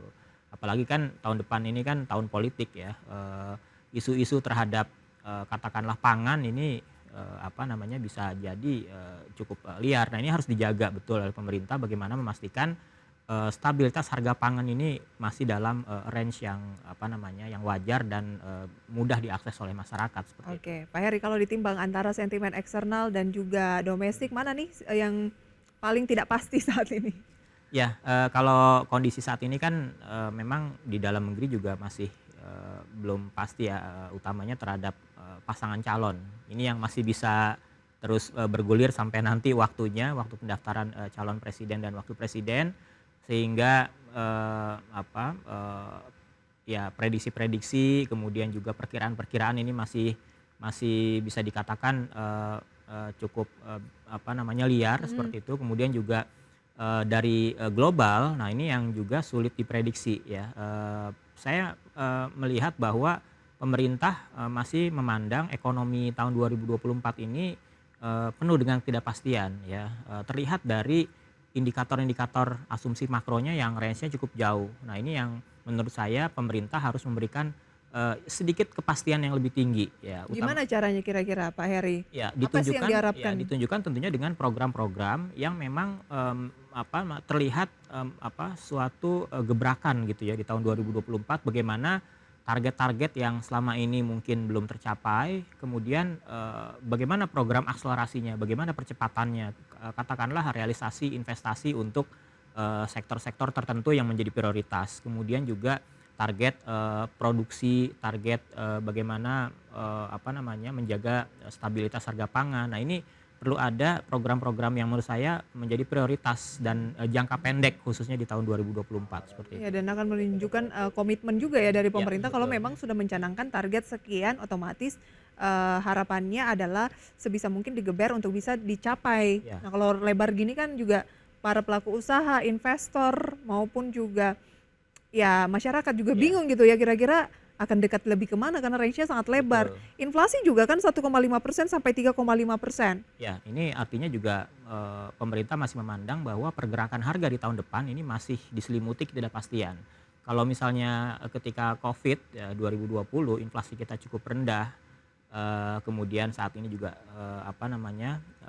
pasca kenaikan BBM ya juga kembali turun dan stabil. Tapi kalau kita breakdown per kelompok barang, ini inflasi dari kelompok bahan makanan atau pangan ini paling tinggi, terutama beberapa komoditas ini yang sulit sekali untuk dikembalikan ke posisi katakanlah posisi awal. Oke. Harga-harga komoditas yang menurut saya penting ya di masyarakat. Pak Heri, ini semakin menarik, tapi kita tahan dulu. Kita akan kembali bergabung bersama dengan gedung DPR RI di mana Presiden Jokowi akan segera menyampaikan RAPBN 2024 dan juga penyampaian nota keuangan berikut ini.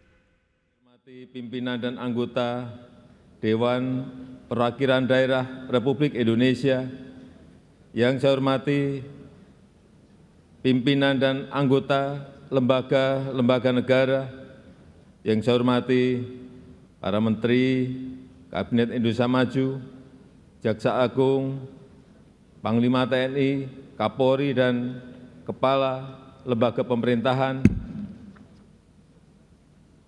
hadirin sekalian yang saya hormati, serta saudara-saudara sebangsa dan setanah air.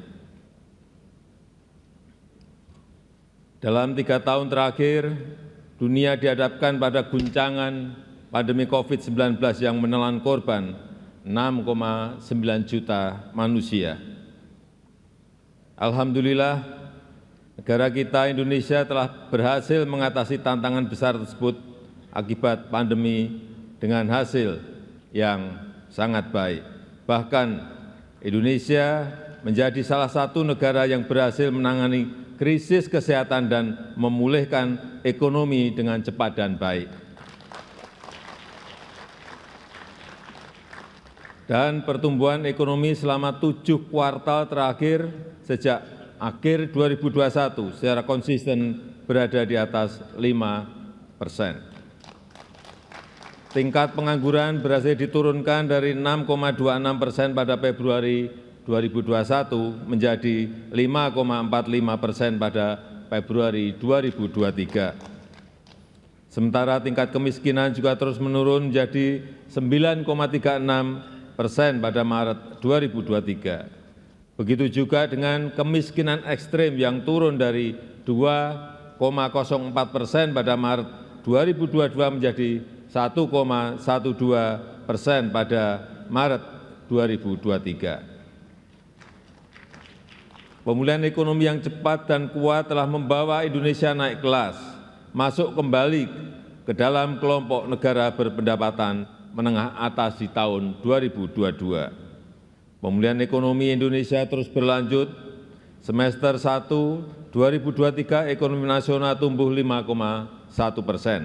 Inflasi Indonesia juga semakin terkendali dan mencapai 3,1% sampai dengan Juli 2023. Kebijakan fiskal Indonesia termasuk salah satu yang paling efektif dalam menangani pandemi dan menjaga pertumbuhan ekonomi. Defisit fiskal Indonesia sudah kembali di bawah 3% PDB, 1 tahun lebih cepat dari rencana awal. Rasio utang Indonesia juga salah satu yang paling rendah di antara kelompok negara G20 dan ASEAN, bahkan sudah menurun dari 40,7% PDB di tahun 2021 menjadi 37,8% per Juli 2023. Sebagai perbandingan, rasio utang Malaysia saat ini berada di tingkat 66,3% PDB, Tiongkok 77,1% dan India 83,1%. Hadirin yang saya hormati, saudara-saudara sebangsa dan setanah air, sidang dewan yang kami muliakan. Kita menyaksikan perubahan lanskap global yang sangat cepat, khususnya karena pergeseran geopolitik. Fragmentasi global menciptakan disrupsi rantai pasok yang meningkatkan risiko pangan, risiko krisis pangan, energi, serta keuangan dunia. Konstelasi global harus disikapi dengan strategi kebijakan yang jitu dan antisipatif. Kebijakan ekonomi dan fiskal harus mampu mentransformasi ekonomi untuk menghadapi tantangan hari ini dan hari depan. Ketahanan pangan dan energi serta transformasi manufaktur menjadi sangat penting. Di sisi lain, industri pertahanan harus dibangun secara kompetitif untuk menjawab kebutuhan pertahanan keamanan Indonesia. Dunia juga dihadapkan pada potensi krisis akibat perubahan iklim. Transisi penggunaan energi hijau perlu dilaksanakan secara progresif, namun tetap adil dan terjangkau. Potensi nilai ekonomi hayati Indonesia harus kita manfaatkan sebagai faktor penting dalam mengembangkan dan meningkatkan investasi hijau di dalam negeri. Selain itu, perkembangan digitalisasi dan artificial intelligence diperkirakan akan mendominasi kehidupan perekonomian dunia termasuk di Indonesia. Disrupsi ini harus dihadapi dengan strategi yang tepat. Pembangunan kualitas sumber daya manusia, infrastruktur fisik dan non-fisik terkait dengan teknologi informasi harus ditingkatkan. Struktur penduduk muda akibat bonus demografi kita manfaatkan secara maksimal. Transformasi ekonomi terus dilanjutkan untuk meningkatkan daya tarik investasi dan pembukaan lapangan kerja yang layak secara masif. Partisipasi Indonesia dalam rantai pasok global, khususnya pada sektor berteknologi tinggi dan ramah lingkungan, harus terus kita dorong. Perbaikan kualitas sumber daya manusia menjadi faktor utama transformasi ekonomi. Pembangunan kualitas SDM yang sehat, produktif, dan inovatif juga menjamin inklusivitas serta keadilan terus dilakukan. Maka upaya menghapus kemiskinan ekstrem, stunting, dan pembangunan daerah terpencil harus berhasil. Oleh karena itu, seluruh tantangan global dan nasional harus kita jawab dengan tepat dan efektif. Peran APBN sangat penting dan strategis dalam mendukung, memfasilitasi, serta menentukan arah kebijakan ekonomi, sosial, dan daya saing pertahanan dan keamanan nasional. Kebijakan fiskal ke depan dirancang dengan tujuan mengakselerasi target dan prioritas pembangunan nasional. Agenda transformasi ekonomi termasuk hilirisasi sumber daya alam, baik hasil tambang maupun pangan akan terus dilanjutkan. Perlindungan dan perbaikan kesejahteraan masyarakat khususnya yang berpendapatan rendah juga akan tetap menjadi fokus penting untuk menopang perbaikan struktural secara fundamental.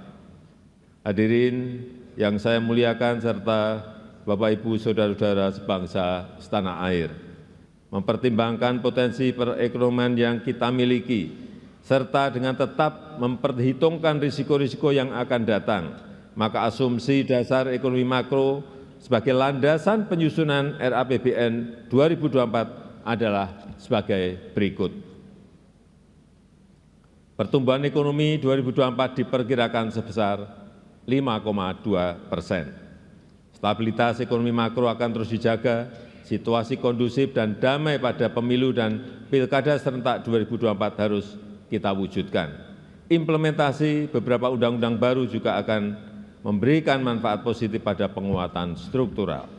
Selanjutnya, inflasi akan tetap dijaga pada kisaran 2,8%. Peran APBN akan tetap dioptimalkan untuk memitigasi tekanan inflasi, baik akibat perubahan iklim maupun gejolak eksternal. Koordinasi yang kuat antara anggota forum tim pengendalian inflasi pusat dan daerah akan terus dijaga. Rata-rata nilai tukar rupiah diperkirakan bergerak di sekitar Rp15.000 per dolar Amerika Serikat. Sementara rata-rata suku bunga surat berharga negara 10 tahun diprediksi pada level 6,7%. Koordinasi anggota Komite Stabilitas Sektor Keuangan akan selalu antisipatif dan responsif dalam menghadapi potensi gejolak eksternal. Harga minyak mentah Indonesia ICP diperkirakan berada pada $80 per barel. Di sisi lain, lifting minyak dan gas bumi diperkirakan masing-masing mencapai 625.000 barel per hari dan 1,03 juta barel setara minyak per hari. Pimpinan dan anggota Dewan yang saya hormati, yang saya muliakan, arsitektur APBN tahun 2024 harus mampu merespon dinamika perekonomian, menjawab tantangan dan mendukung agenda pembangunan dan kesejahteraan secara optimal, mempercepat transformasi ekonomi, menjaga momentum pertumbuhan ekonomi yang berkualitas, inklusif, dan berkelanjutan, melindungi daya beli masyarakat dari guncangan, dan menjaga agar postur APBN tetap sehat dan berkelanjutan dalam jangka menengah dan panjang. APBN tahun 2024 didesain untuk menjawab tantangan saat ini sekaligus di masa yang akan datang. Maka kebijakan APBN tahun 2024 diarahkan untuk mempercepat transformasi ekonomi yang inklusif dan berkelanjutan. Upaya transformasi ekonomi akan ditempuh melalui dua strategi utama, yaitu strategi jangka pendek dan strategi jangka menengah. Pertama, strategi jangka pendek difokuskan untuk mempercepat penghapusan kemiskinan ekstrem, penurunan prevalensi stunting, pengendalian inflasi, dan peningkatan investasi. Kedua, strategi jangka menengah difokuskan pada 5 agenda sebagai berikut. 1. Mewujudkan sumber daya manusia unggul yang produktif, inovatif, dan berdaya saing melalui peningkatan kualitas pendidikan dan sistem kesehatan, serta reformasi sistem perlindungan sosial termasuk penguatan dan perlindungan pekerja migran Indonesia. 2. Akselerasi pembangunan infrastruktur pendukung transformasi ekonomi khususnya infrastruktur di bidang energi, pangan, konektivitas, serta teknologi informasi dan komunikasi. 3. Pemantapan implementasi reformasi birokrasi dan simplifikasi regulasi. 4. Meningkatkan aktivitas ekonomi yang bernilai tambah tinggi melalui hilirisasi sumber daya alam. Dan kelima, mendorong pengembangan ekonomi hijau. Pimpinan dan anggota Dewan yang saya muliakan, untuk mewujudkan SDM unggul, berintegritas dan berdaya saing, disiapkan anggaran pendidikan sebesar Rp660,8 triliun atau 20% dari APBN. Tercermin dari alokasi belanja pemerintah pusat sebesar Rp237,3 triliun, transfer ke daerah 346, saya ulangi, transfer ke daerah sebesar Rp346,6 triliun dan pembiayaan investasi Rp77 triliun. Kita harus mampu memanfaatkan bonus demografi dan siap menghadapi disrupsi teknologi. Tidak boleh kita kendor. Agar sumber daya manusia kita produktif, inovatif, berdaya saing global, berintegritas, berakhlak mulia, dan dengan tetap menjaga jati diri budaya bangsa. Upaya peningkatan kualitas sumber daya manusia Indonesia ditekankan pada peningkatan kompetensi guru dan tenaga kependidikan, pemerataan kualitas pendidikan melalui peningkatan distribusi guru dan sarana prasarana pendidikan, peningkatan kualitas PAUD, peningkatan akses pendidikan di semua jenjang pendidikan, peningkatan kualitas sarana prasarana penunjang kegiatan pendidikan terutama di daerah tertinggal, terluar, dan terdepan, penguatan konektivitas pendidikan vokasi dengan pasar kerja, serta perluasan program beasiswa, pemajuan kebudayaan, penguatan perguruan tinggi, kelas dunia, dan pengembangan riset dan inovasi. Untuk menghadirkan SDM yang sehat dan produktif, anggaran kesehatan direncanakan sebesar Rp186,4 triliun atau 5,6% dari APBN. Anggaran tersebut diarahkan untuk transformasi sistem kesehatan, mendorong berkembangnya industri farmasi yang kuat dan kompetitif, meningkatkan akses dan kualitas layanan primer dan rujukan, menjamin tersedianya fasilitas layanan kesehatan yang andal dari hulu ke hilir, mengefektifkan program JKN, serta mempercepat penurunan prevalensi stunting agar mencapai 14% di tahun 2024. Yang dilakukan melalui perluasan cakupan seluruh kabupaten kota di Indonesia dengan penguatan sinergi berbagai institusi. Untuk mempercepat penurunan kemiskinan dan meningkatkan kesejahteraan serta pembangunan SDM jangka panjang untuk memutus rantai kemiskinan, anggaran perlindungan sosial dialokasikan sebesar Rp493,5 triliun. Sejalan dengan hal tersebut, reformasi program perlindungan sosial diarahkan pada penyempurnaan perlindungan sosial sepanjang hayat dan adaptif, subsidi tepat sasaran dan berbasis target penerima manfaat, perbaikan basis data penerima antara lain melalui penguatan data registrasi sosial ekonomi, serta percepatan penghapusan kemiskinan ekstrem pada tahun 2024. Untuk mendorong produktivitas, mobilitas, dan konektivitas serta pemerataan yang berkeadilan, anggaran infrastruktur Rp422,7 triliun yang diarahkan untuk penguatan penyediaan.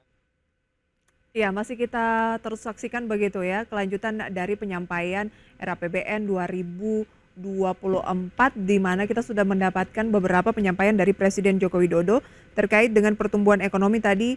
Range-nya Pak Heri cukup lebar di asumsi makro ya, di 5,1 sampai dengan 5,7. Tadi sudah disampaikan 5,2. Berarti mendekati batas bawah gitu bawah, ya. betul. Moderat-moderat aja ya. Ya, kalau dilihat artinya kan kalau pertumbuhan ekonomi kita di 2022 sempat 5,3. Mungkin di tahun ini sekitar 5 atau 5,1. Nah, artinya di tahun 2024 ini ya belum ada upaya-upaya untuk melakukan akselerasi. Masih dalam range yang ya sama setelah pasca pandemi. Itu yang menurut saya kurang ya di situ ya. Harusnya ada suatu program akselerasi yang menjadi modal untuk ekonomi kita jangka panjang sampai 2045. Seperti itu. Oke. Kemudian untuk nilai tukar rupiah juga disampaikan oleh Presiden Jokowi 15.000 kisarannya dari asumsi di 2023 di 14.800. Kita tahu memang terus melemah saat ini rupiah di 15.300-an dan mungkin sudah diintervensi juga oleh Bank Indonesia, tetapi saat ini untuk asumsi di 2024 dinaikkan juga jadi 15.000. Jadi agak sulit kayaknya rupiah memang terlihatnya untuk kembali menguat di bawah 15.000 ya. Ya, mungkin rupiah ini kan masih juga diselimuti ketidakpastian ya terhadap kebijakan-kebijakan The Fed ya dari Amerika Serikat. Ini yang menurut saya 15.000 ini juga cukup berat ya, tantangannya di tahun depan seperti itu. Apalagi kan Amerika Serikat ini kan nanti di tahun 2024 ini tentunya saya rasa ada kebijakan-kebijakan yang terkait dengan suku bunganya.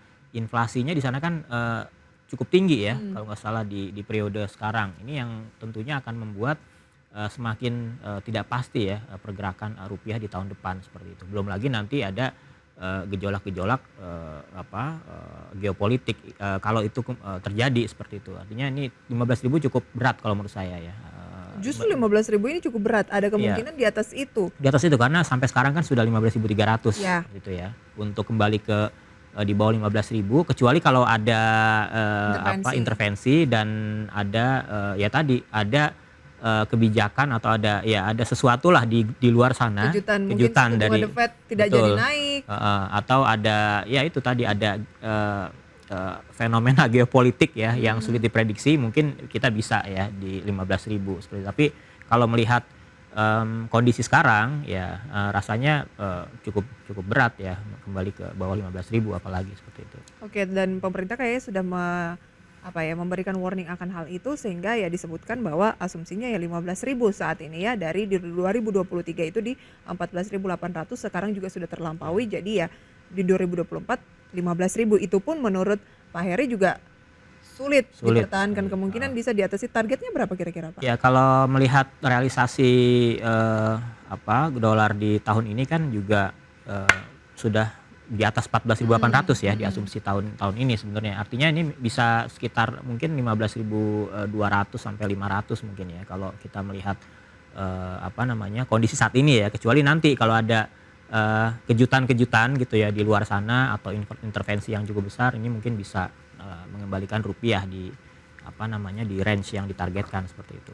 Oke, tadi disampaikan bahwa ada instrumen-instrumen jangka pendek dan juga jangka menengah yang akan dilakukan oleh pemerintah. Kalau jangka pendek kalau nggak salah kemiskinan, kemudian menekan kemiskinan begitu ya, kemudian stunting, inflasi, peningkatan investasi. Nah dari sisi investasi sejauh ini menurut Pak Heri seperti apa sih dan peluangnya ke depan tuh dari upaya-upaya yang dilakukan oleh pemerintah lah kira-kira Pak Heri? Apa yang jadi concern utama? Pertama adalah memberikan kepastian di tengah tahun politik ya.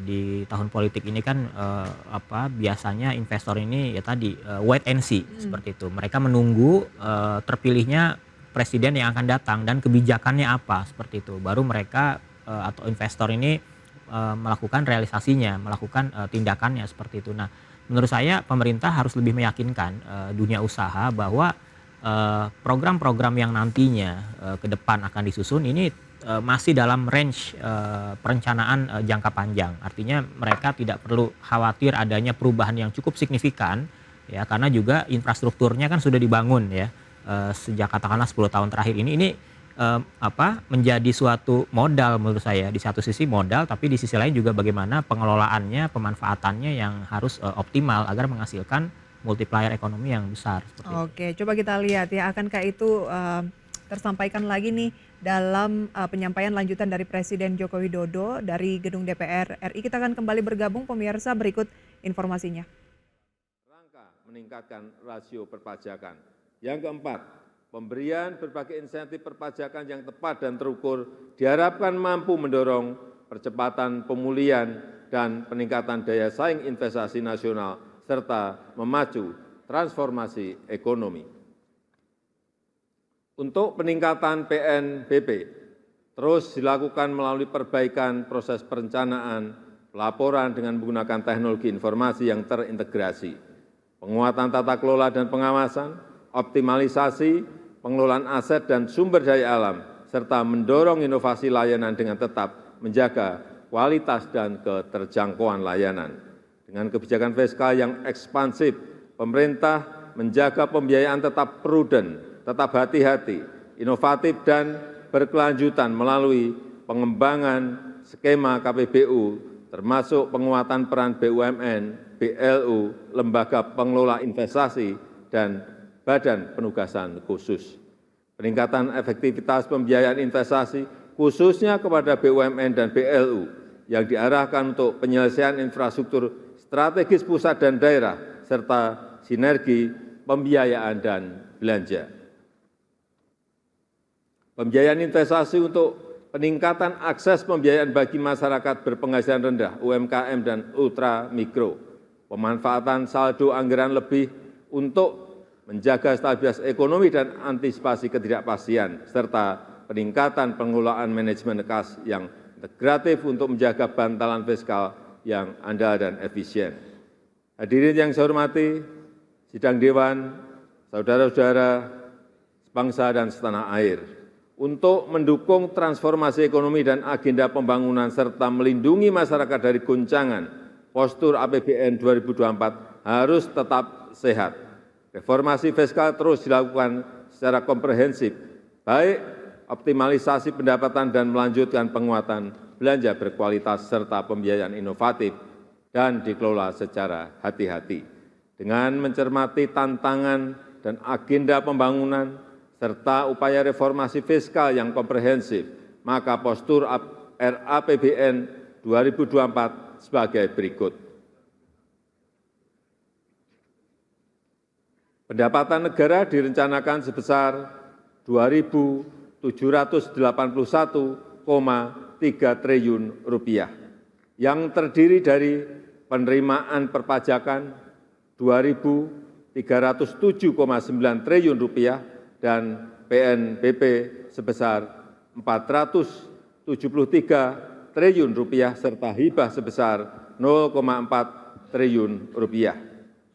Belanja negara dialokasikan sebesar 3.304,1 triliun rupiah, yang terdiri dari belanja pemerintah pusat sebesar 2.446,5 triliun rupiah dan transfer ke daerah sebesar 857,6 triliun rupiah.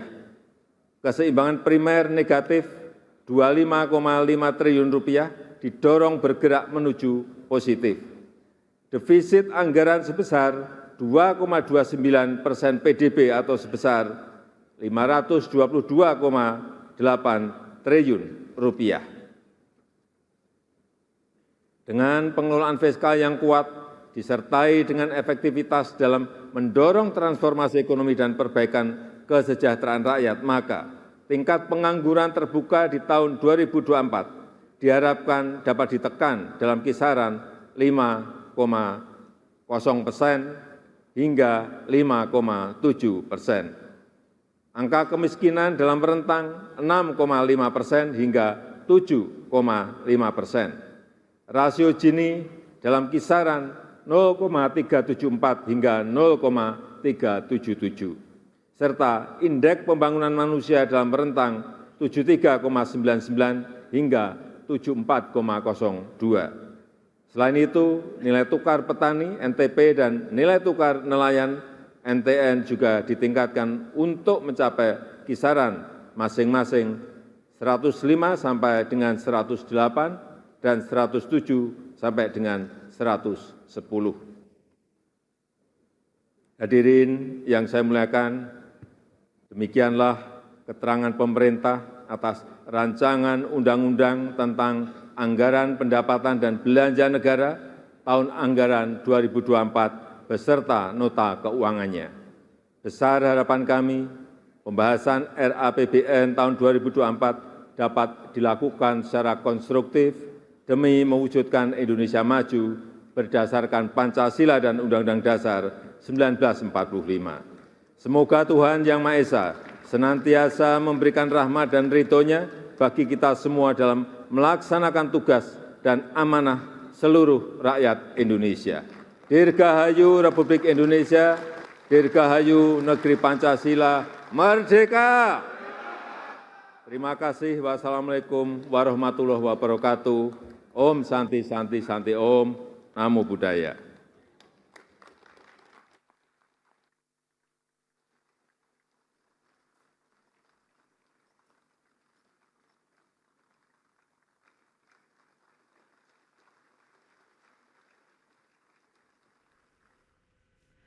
Ya, demikianlah pemirsa penyampaian RAPBN 2024 oleh Presiden Joko Widodo. Dan jangan beranjak dari tempat Anda karena kami akan segera kembali dengan pembahasan terkait dengan apa yang baru saja disampaikan oleh Presiden pemirsa usai jeda pada warna berikut.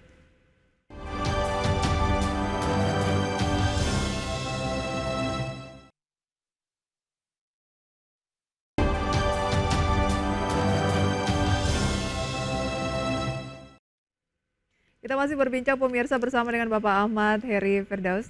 Beliau adalah peneliti dari Indef gitu ya. Kan tadinya kita berharap ada gebrakan, ada kejutan-kejutan dari penyampaian RAPBN 2024 oleh Presiden Joko Widodo. Ada kejutan nggak kalau kita simak dari tadi nih Pak Heri? Ya, pertama saya berharap ya pertumbuhan ekonomi itu diasumsikan lebih tinggi lagi dari 5,2%. Dari 5,2 tadi. Ya, karena kan trennya harusnya kita semakin membaik ya pasca pandemi. Bahkan kita di tahun 2022 sudah sempat 5,3%. Meskipun memang prediksinya di tahun ini kembali melambat. Tapi setidaknya harus tahun depan ini lebih tinggi lagi. Seperti itu. Itu yang tentu saya harapkan meskipun memang tantangannya berat. Dinamikanya cukup berat. Baik itu datang dari dalam negeri maupun dari eksternal itu. Kemudian juga indikator-indikator seperti inflasi tadi dipatok 2,8%. Artinya ini kan tantangan pemerintah bagaimana menjaga stabilitas harga pangan sebenarnya. Kalau kelompok barang yang lain mungkin bisnis as usual itu bisa terjadi gitu ya, pergerakan harganya bisa diprediksi. Tapi yang cukup sulit diprediksi dan harus diantisipasi terus adalah bagaimana terkait dengan harga pangan. Ya, harga pangan, harga energi ini tentunya terpengaruh dari gejolak luar seperti itu, sehingga nanti akan berpengaruh ya terhadap supply dalam negeri. Itu yang kedua. Jadi 2,8% ini cukup moderat, tapi tantangannya tentu berat ya untuk menjaga di range 2,8% untuk inflasi. Utamanya datang dari harga pangan. Mengembalikan atau menjaga lah setidaknya ya harga-harga komoditas ya seperti daging, telur, beras itu juga penting ya ke depan. Kemudian juga dari nilai tukar tadi sudah dibahas ya 15.000 ini cukup berat ya mengingat ketidakpastiannya juga masih tinggi. Kemudian yang cukup optimis tadi dari indikator kesejahteraan ya ditargetkan semakin membaik. Namun yang saya pertanyakan adalah bagaimana instrumen perbaikan kesejahteraannya seperti itu. Kalau pertumbuhan ekonominya 5,2%, ini kan rasanya ya flat aja gitu ya, flat aja, tidak ada gebrakan yang cukup signifikan. Tapi kesejahteraan masyarakat sementara kesejahteraan masyarakat terjadi perbaikan tadi ya. Nah, artinya instrumennya ini apa untuk memperbaiki kesejahteraan kan? Harusnya sejalan. Ya, harusnya sejalan dan biasanya yang paling mudah dilihat dari perbaikan kesejahteraan adalah terbukanya lapangan kerja. Penyerapan lapangan kerja yang cukup banyak, mengingat angkatan kerja di Indonesia itu kan setiap tahunnya itu bertambah antara 2,5 juta sampai 3 juta orang tadi setiap tahun. Nggak lebih banyak ke pembukaan lapangan kerja tapi ke perbaikan sumber daya manusianya ya Pak ya? Betul, harusnya bagaimana tadi mengurangi pengangguran yang lebih baik lagi, kemudian juga bagaimana penciptaan lapangan kerja utamanya di sektor-sektor yang di masa yang akan datang ini menjadi primadona, sektor-sektor prioritas, katakanlah ekonomi digital berbasis UMKM gitu ya, atau ya sebaliknya ekonomi UMKM yang saat ini juga harus digitalisasi misalnya, atau sektor-sektor apapun yang lainnya yang menjadi incaran ya bagi kaum milenial. Nah, ini kan juga bisa menyumbang ekonomi sebenarnya. Mereka bisa menyerap atau bisa membuka lapangan pekerjaan. Nah, inilah yang juga harus menjadi perhatian pemerintah, bagaimana tambahan angkatan kerja kita setiap tahun ini bisa terserap di dunia kerja gitu. Jadi kalau angkatan kerjanya terus bertambah sementara lapangan kerjanya tidak bertambah sebanyak pertumbuhan angkatan kerja, artinya kan di sini ada pengangguran meningkat. Nah, itu yang harus dihindari tentunya.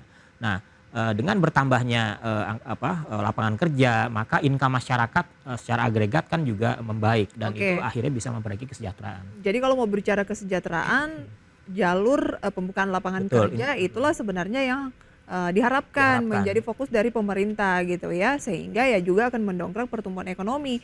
Tapi dari asumsi makro yang kita sudah tahu awalnya 5,1 sampai 5,7 tadi kita bahas cukup lebar, dan saat ini sudah dikonfirmasi oleh penyampaian dari RAPBN 2024, Presiden Jokowi bilang 5,2, berarti kan agak pesimis itu namanya karena dekat dengan asumsi makro batas bawah.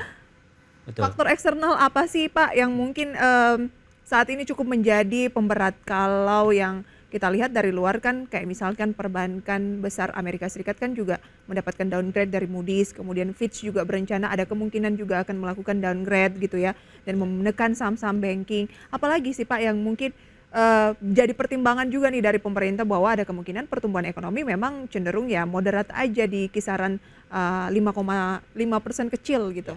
Ya, secara atau dari sisi atau dari sektorial ya, saya melihat bahwa dikhawatirkan nih akan terjadi sumbatan rantai pasok akibat kebijakan beberapa negara dalam melakukan perdagangan internasionalnya, seperti kasus India gitu ya, menahan ekspor. Ini faktor geopolitik lagi? Ya, salah satunya ya, mereka tentu ini merupakan respon dari kebijakan negara yang lain, maka direspon ya tadi pengurangan ekspor katakanlah untuk produk pangan. Bukan cuaca?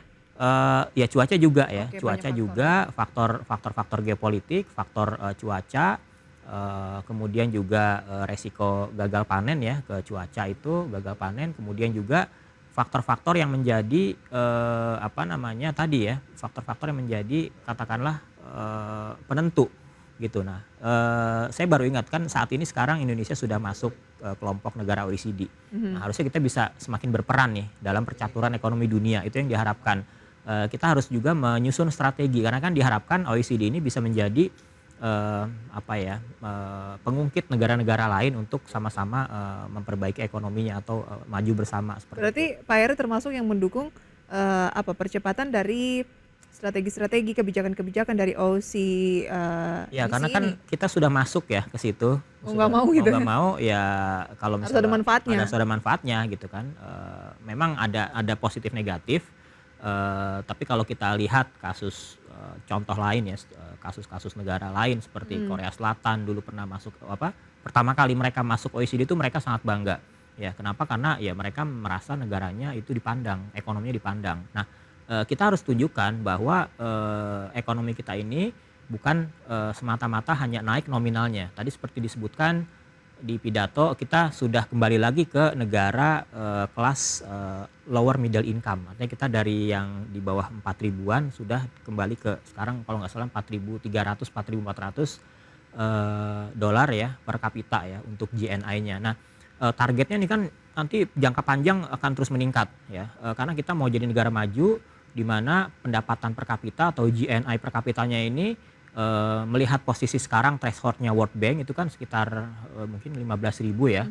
Nanti thresholdnya World Bank itu akan naik lagi ya, untuk negara-negara maju mungkin sekitar 20.000 dolar per kapita untuk GNI-nya. Nah, kita harus bisa ke arah sana.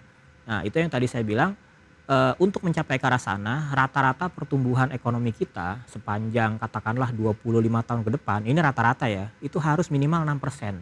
Nah, modalnya apa? Nah, tentu ditentukan dari tahun depan. Itu yang penting. Oke, berarti kalau kesimpulannya nih Pak Heri, belum ada belum gebrakan-gebrakan terlihat menurut saya, belum spesial terlihat lah ya, gebrakan untuk 2024 ini ya. 2024 menjadi modal di ekonomi jangka panjang ya, rencana pembangunan jangka panjang. Karena setahu saya itu Bappenas sekarang kan sedang menyusun RPJM jangka panjangnya. Di 5 tahun pertama atau di jangka menengahnya itu kita punya target kalau nggak salah perkuatan pondasi. Nah artinya momentum 5 tahun selanjutnya ini sangat penting untuk Indonesia menjadi negara maju di 2045. Baik, masih banyak harapan-harapan yang kayaknya tuh belum terlihat gitu ya dari penyampaian Presiden kali ini. Tapi kita tunggu saja. Semoga dengan beriringnya waktu ada gebrakan-gebrakan dan harapan-harapan untuk mencapai target-target yang dicanangkan. Kalau bisa sih pertumbuhan ekonomi lebih dari 5,2 itu ya Pak ya. Oke. Harapannya begitu. Waktu kita terbatas, Pak Heri, terima kasih banyak untuk sharing informasinya. Semoga bisa menjadi referensi untuk Anda pemirsa. Dan ini juga sekaligus menandai akhir jumpa kita dalam perbincangan seputar sidang tahunan MPR RI dan juga terkait dengan pidato kenegaraan serta penyampaian nota keuangan dan juga terkait dengan penyampaian RAPBN 2024 dan nantikan program-program spesial persembahan IDX Channel dalam rangka hari ulang tahun pasar modal di bulan Agustus ini dalam Capital Market Month at IDX Channel. Dan pemirsa saksikan terus IDX Channel, your trustworthy and comprehensive investment reference. Saya Prisa Sompodatu beserta kru yang bertugas pamit undur diri. Terima kasih pemirsa, sampai berjumpa kembali.